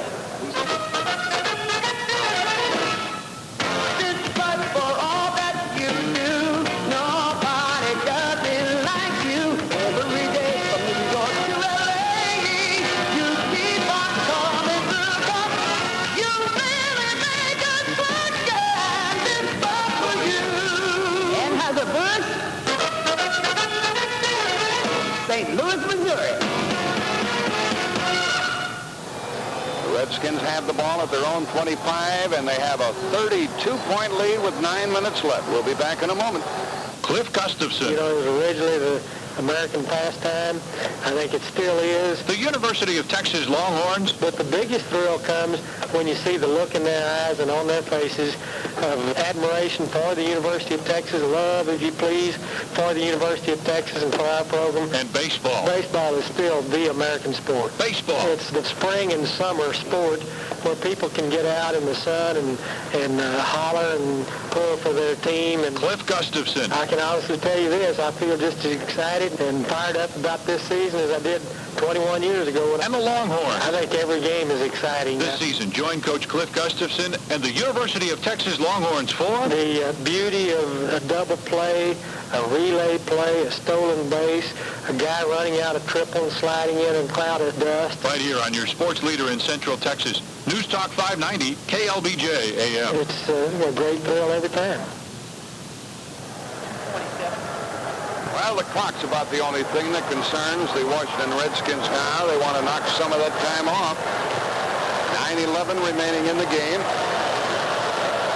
Washington leading 42-10. And Washington so far, Jack, 541 total yards offense, which is a Super Bowl record. They have rushed so far for 227 yards. And they're going to get more from their own 25-yard line. Doug Williams under center. He hands it off to Timmy Smith, running right, cuts it back, moves out to the 31.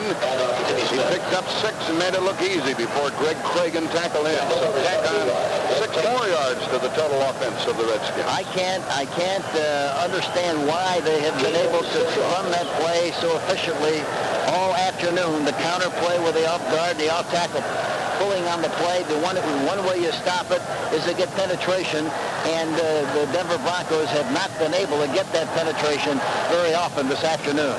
Second down and 4, Redskins. 8.5 minutes left in the game. Long snap count. Williams takes the ball. Smith again. Sliding left. First down. Out to the 40. Out to the 41. Goes Timmy Smith, and he's going to go over the 200-yard mark in rushing today. He has 2 rushing touchdowns. That tackle by Freddie Gilbert. And for Timmy Smith, 20 carries, 197 yards, 2 touchdowns, and the yardage of the Super Bowl record. He's going to go over 200, Hank. Easy. And he's still fresh. He is still moving. And they ran the same play, the counter play. They ran to the right with success. They just ran it back to the left for another big gain. It's 1st and 10. 2 tight end offense again from their own 40-yard line for the Redskins. 7:45 left in the contest. Sanders goes in motion. And here's a give to Smith again. Pops it up the middle, and with great power, he gets 4 more yards out to the 44. Timmy Smith was a number 5 draft pick. He's 5'11", 216, Texas Tech, and a rookie this year. Fletcher and Mecklenburg made that last tackle, but 4 more for the Redskins, and down goes the clock. 7:20 left. And here again, Mecklenburg, the great player that he has been all year long. We haven't had occasion to talk about him hardly at all. 3 or 4 times. That's right, during the course of the game, and the same is true with Hunley, the inside linebacker, number 98, and also Rulon Jones, number 75, the defensive end. It'll be another long snap count. 7 minutes remaining in Super Bowl 22. Williams under center. Second down and 7. He gives the ball again to Smith. Starts right, cuts back, goes across the 45. He's out to the 46. It'll be 3rd down coming up for Washington. They are so comfortable you can't believe it. 42-10 they lead. It's like sitting in a rocking chair, Jack, looking at television the way they're playing, and that's the 3rd straight time that they've run that same play, that counter tray. Right, left, right.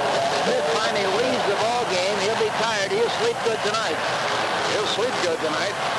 But he better keep one eye open because he'll have a lot of money in his dresser drawer. He's going to collect a big share of the money here, Hank. Isn't it $64,000 for the winners? That's exactly what it is. And how about the replacement players who played more than 3 games? They get a half of that. Here's the runner, Bryant. He gets a first down to the Denver 40-yard line, cracking over the right side. 6 minutes left, a 13-yard run. The Broncos put in some fresh personnel, and now they put the other guys back in. Dennison was the tackler. Another first down for Washington. You know, Kelvin Bryant is 6'2", 195, an excellent receiver and a good runner, but they're a little concerned about the fact that he hasn't done enough weight work during the offseason. They hope that they can pump him up a little bit during the offseason, and he'll be more durable and stronger and will be able to run the ball a lot better than he has in the past because he's been injury prone all during the season. It is a first down at the Bronco 40. And with Kelvin Bryant in the backfield, Doug Williams, his quarterback, almost all of the game is under center. A long snap count once more. Takes the ball, delays it to Bryant, and he is tackled as they cheat on defense and bring up Dennis Smith along with Jim Ryan. They know the Redskins aren't going to throw the ball. And so they came up there tight and...